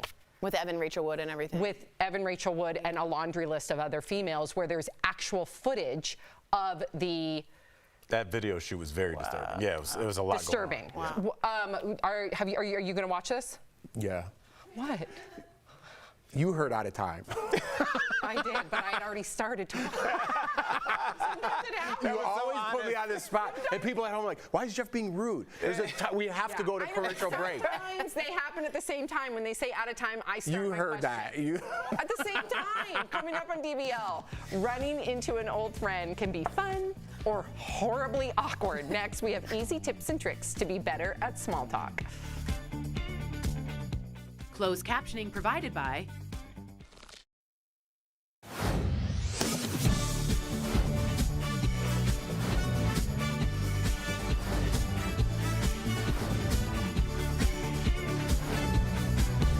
DBL is all new every day. So wait, hold on, let me explain real fast. So when Sam was looking at me, I was going like this, off camera, because they're like out of time. And we have to go to commercial break. There's like a time limit, otherwise we get backed up. It's like inside stuff. But I was shaking my head no, and it's like, what are you supposed to say in 5 seconds to wrap that up? What do you think about it? You know, it's like sexual abuse and cannibalism. Especially on like hard topics when that happens. I know. 5 seconds left. Give me a final thought, Jeff. Racism's bad. Yeah. You know, it's like, what? Really quick, guys, if you don't know who he is, Armie Hammer, he played the Winklevoss twins. He played both of them in The Social Network with Facebook. You're not alone. It's literally the whole world thinks that. Everyone thinks that. Everyone thinks that. I know. Yeah. And I was like, it's even spelled A-R-M-A-N-D. And everyone knows that, or at least a lot of people know he's really wealthy, so they just assume. But he is really wealthy, but from a different family. But I guess his grandfather invested in Arm & Hammer. No. Yes, because of his name. Yeah.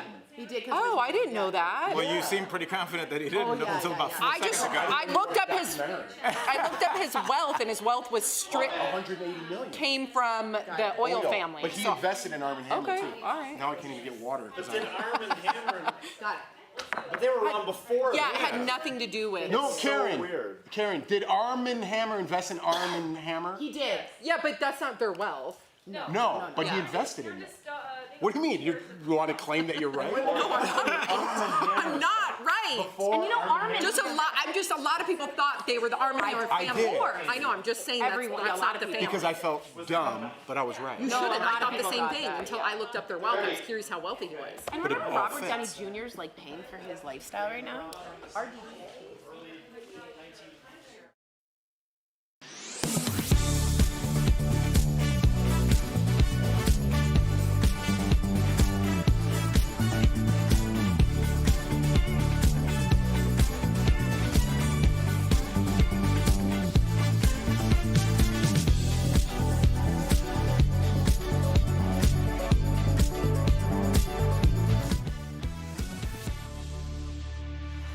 Welcome back to DBL. So some people hate small talk. You're like the king of small talk. I like it. I know, you're great at it. I've been in Ubers with Jeff and just let Jeff go. So I don't like the awkward like this. Okay. It's a go-to for others, but love it or hate it, we all actually end up doing it. And I definitely think the pandemic made this more challenging. So how do you guys all feel about small talk? We know Jeff is the king. Tori, are you good at small talk? I hate it. I don't want to talk on the phone about it. I don't care how you're doing. I'm okay. Not Tori great. won't pick up the phone. I hate it. I don't want to talk about it. I don't want to. What are you doing? I don't know. I'm making a meal. What are you doing? I don't sleeping. And you know, if you just go up to a stranger and you get that awkward moment where you're like, hey, how you doing today? Everything good? That looks good. What are you making tonight? Right. Like the smile that comes across their face for like human interaction or contact, everyone just walks around like this. And to have an actual conversation with somebody, and when I'm in Uber with you, I had a couple drinks. The guy's from another country, I'm all in. Yeah. You know what I mean? He doesn't want to just drive us around. I want to make him feel welcome. Maybe I'm weird. Maybe he doesn't want to talk. Well, we have wonderful stories. Yeah, I do have to say you've inspired me. I actually find it quite charming when you engage in conversation because it's super genuine. Yeah, just want to say that, okay? For those, Thank you, Sam. For those out there who are on the side of despising like Tori small talk, and then we'll get to Al, we've got some tips to help you master the art. Small talk is a two-way game like tennis. If someone asks how are you doing, you can't just say I'm fine, Tori. That shuts down the conversation. So keep it flowing with questions back and forth, be an active listener. And this is a pretty common one. Don't chat about money, sex, health, religion, or politics during small talk. Instead, try asking about the weather and travel or mutual connections that you may have. So here's a good one. Don't look at your phone, like Jeff said, smartwatch, or even keep glancing at other places. That's rude. Try to answer questions with some detail. And here's the best tip of them all. Before you go, know that you can have a way out. Be ready to tell them that you have to find the bathroom or a drink, and always offer catching up later or introduce them to someone else before you depart. Yeah, but what if they take you up on that? What if now you're like, okay, I need to exit this conversation. You go to the bathroom and then they're standing there like, so like I was saying, you're like, oh no, that was my one out. So I don't know. I think a little honesty, and also sometimes we're always talking about like our direction with the small talk. What about theirs? What if they have to use the restroom and you feel obligated to, how's the weather? Because you can't talk about any of these 7 things people talk about. I know. I don't know what else. The weather. And I For always sure. feel dumb about it. Whenever I hear the weather, like I'm in an elevator and like, man, it's hot out there. I'm like, this guy's got nothing. I'm like, yeah, it is. Yeah, right. Do you know, like, apparently Midwesterners, when they're done, you guys are Midwest. Midwest, yeah. They go, well, and that gets you out of it. I love it. That's a good one. Yeah, That's and really you kind of half stand up apparently. Yeah. Well, I don't mind the honesty. That's I don't pretty mind if accurate. someone's real chatty, like, hey, I love your story, man. I got to get out of here. What's wrong with that? You just be it's awkward honest. to say because I want to say that, but I'm not great. I feel bad. I'm people pleasing, so I'm like, tell me more about your cousin from your nephew's roommate. But why don't you find something you want to talk about? Because I want to talk about probably politics, and that's one of the banned things. Right. I get nervous, and I noticed this recently when I was taking my daughter to camp and I was talking to one of the other moms. I just started saying random things. And then I remember exiting the conversation and being like, oh my gosh, I just like babbled. What'd you say? It was random. Like we had the same car, and then I pointed out we had the same. It was bad. No. And then I got in my car and I was like, oh my gosh, that was so embarrassing. You know, she was texting her spouse like, Yeah. you know the Shocker Kids, Mom? Yeah, that's The one What's your from go-to TV in the elevator? sports usually. Oh gosh. Yeah, usually. Go figure. We'll be right back. Go Way sports. to shut down that conversation.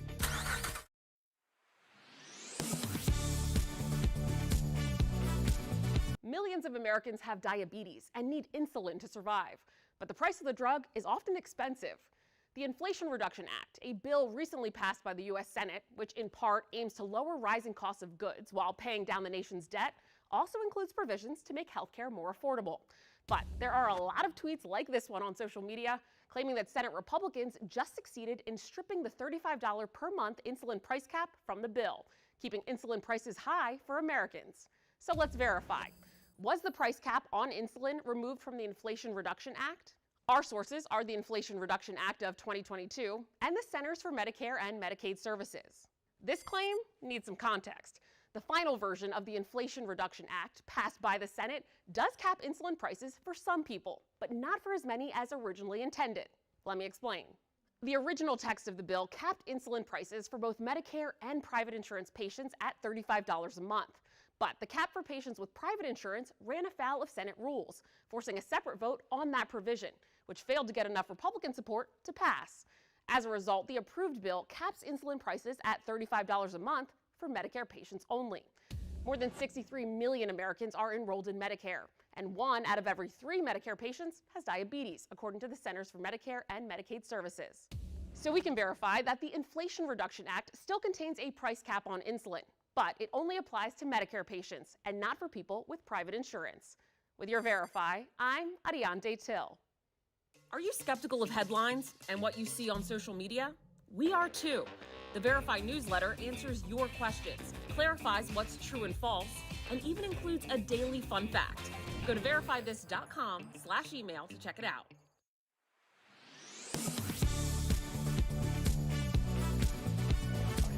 It's time for you to get the best savings out of the best deals. Check out these products from our friends at Morning Save.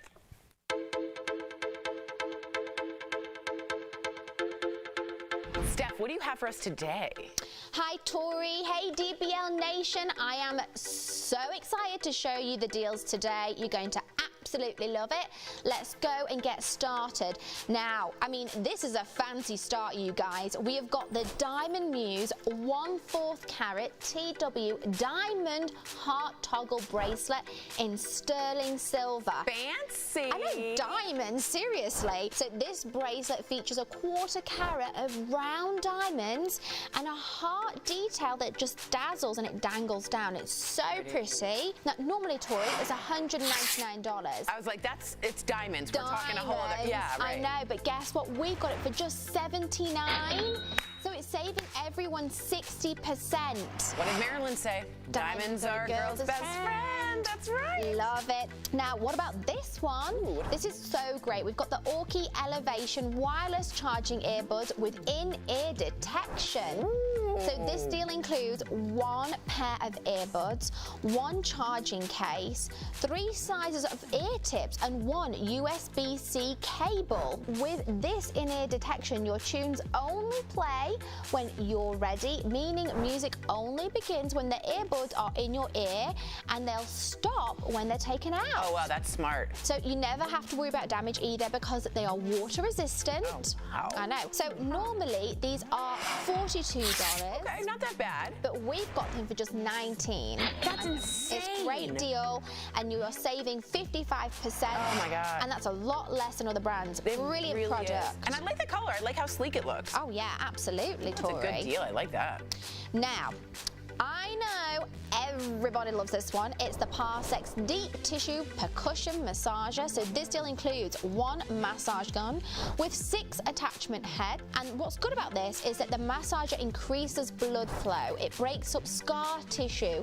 It enhances range of motion. It will relieve your muscle spasms, stiffness, and so much more. They are compact, travel-friendly, 3 speed options. And let me tell you, the quantities are extremely limited on this one. Okay. So if you want one, be quick. Okay. So normally this is $149. Yeah, I mean, it's a lot. Yeah, but we've got it, Tori, for $39. With all of it? Oh, yeah, with everything, which is saving 74%. That's such a deal, you guys. For anybody who has aches and pains, this will. Oh, yes. You will be their favorite person. And I love the size of this one because sometimes they can be a bit larger. Yeah. So this is good for transportation. It's not just for athletes. You know, if you're at home, you know, if you're sat in a certain position for a long time and get aches and pains. Neck, yeah. This is really, really helpful. Love it. And for our last product, we have got Laundry by Shelly Segal Chenille Tank and Short Sleeve Set. So this deal includes 1 short and 1 tank available in 3 colors. We've got grey, light pink, and light blue. That's cute. Let's be honest, you need something light and flowy in the summer months. Oh, I know it. Now we are offering a big discount on this set. You will not find a price this low anywhere else. Okay. So this is normally $58. Okay. I don't know if I would spend it. I really don't. But we've got it, Tori, for $20. I would spend that. Yeah, so it's saving 66% and it's so chic, such a nice color. I love that. And to be honest, we're baking in this heat. So like just have something to work from home, even if you can. This is a really great option. Exactly. Oh my God, I'm excited. Head on over, everyone, to morningsave.com. Let us know what you buy to snag these amazing deals at the lowest prices. Or you can even just take your phone and scan that QR code. It's right on your screen. It's going to take you directly to these specific products on Morning Save's website. Could not be easier. Thank you so much, Steph. We will be right back. Promotional consideration is brought to you by Darling.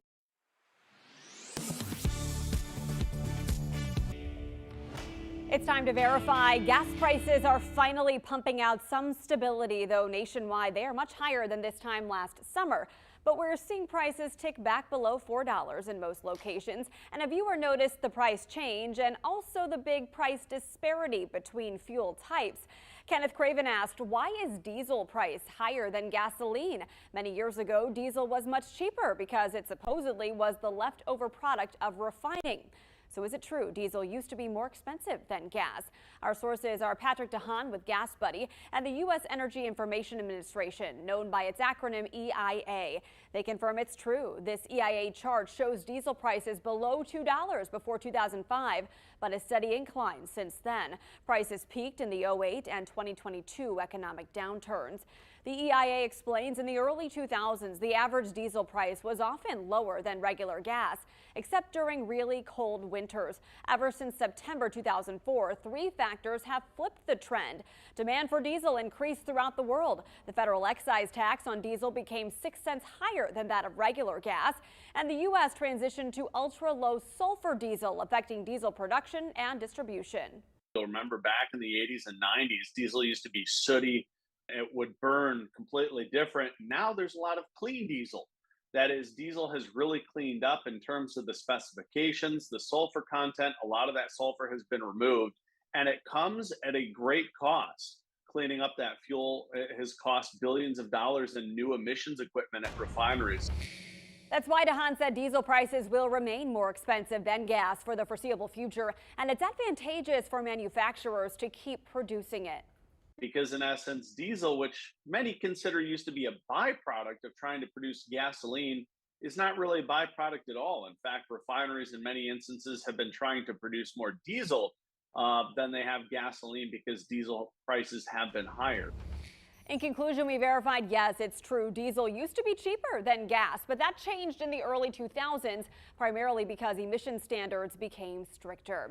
And even though diesel is now the cleaner fuel option, it cannot go into cars. In fact, most diesel pumps won't even fit into a standard car's gas tank because diesel will destroy the engine.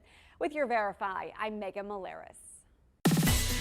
Heading back to the classroom may bring up a lot of mixed feelings for kids. Let's connect the dots. Health experts say kids who normally have a little bit of trouble separating from mom and dad will see their anxiety peak during times of stress or transition, making it challenging for kids if they're moving to a new school or a different grade. Health experts say there are some common signs to look out for. Problems with concentration, clinginess to caregivers, stomach problems, and headaches. Experts say parents should listen to their worries. Try meeting with a teacher and visit the school before the first day. In addition, officials say you should let someone like the school nurse or teacher aide know they may need a little extra support. If your child's anxiety doesn't go away over time and starts to interfere with school, give their doctor a call. And that is Connecting the Dots.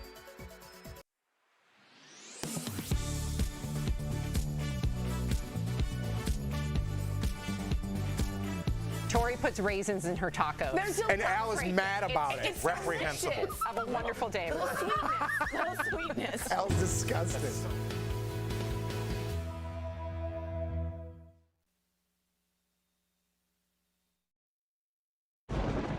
Where hope finds help. Where courage meets conviction. Where makers make fans. We are Tegna, a family of local and national media brands that bring us together, serving the greater good of our communities. Where national know-how backs local business. Be in good company with Tegna.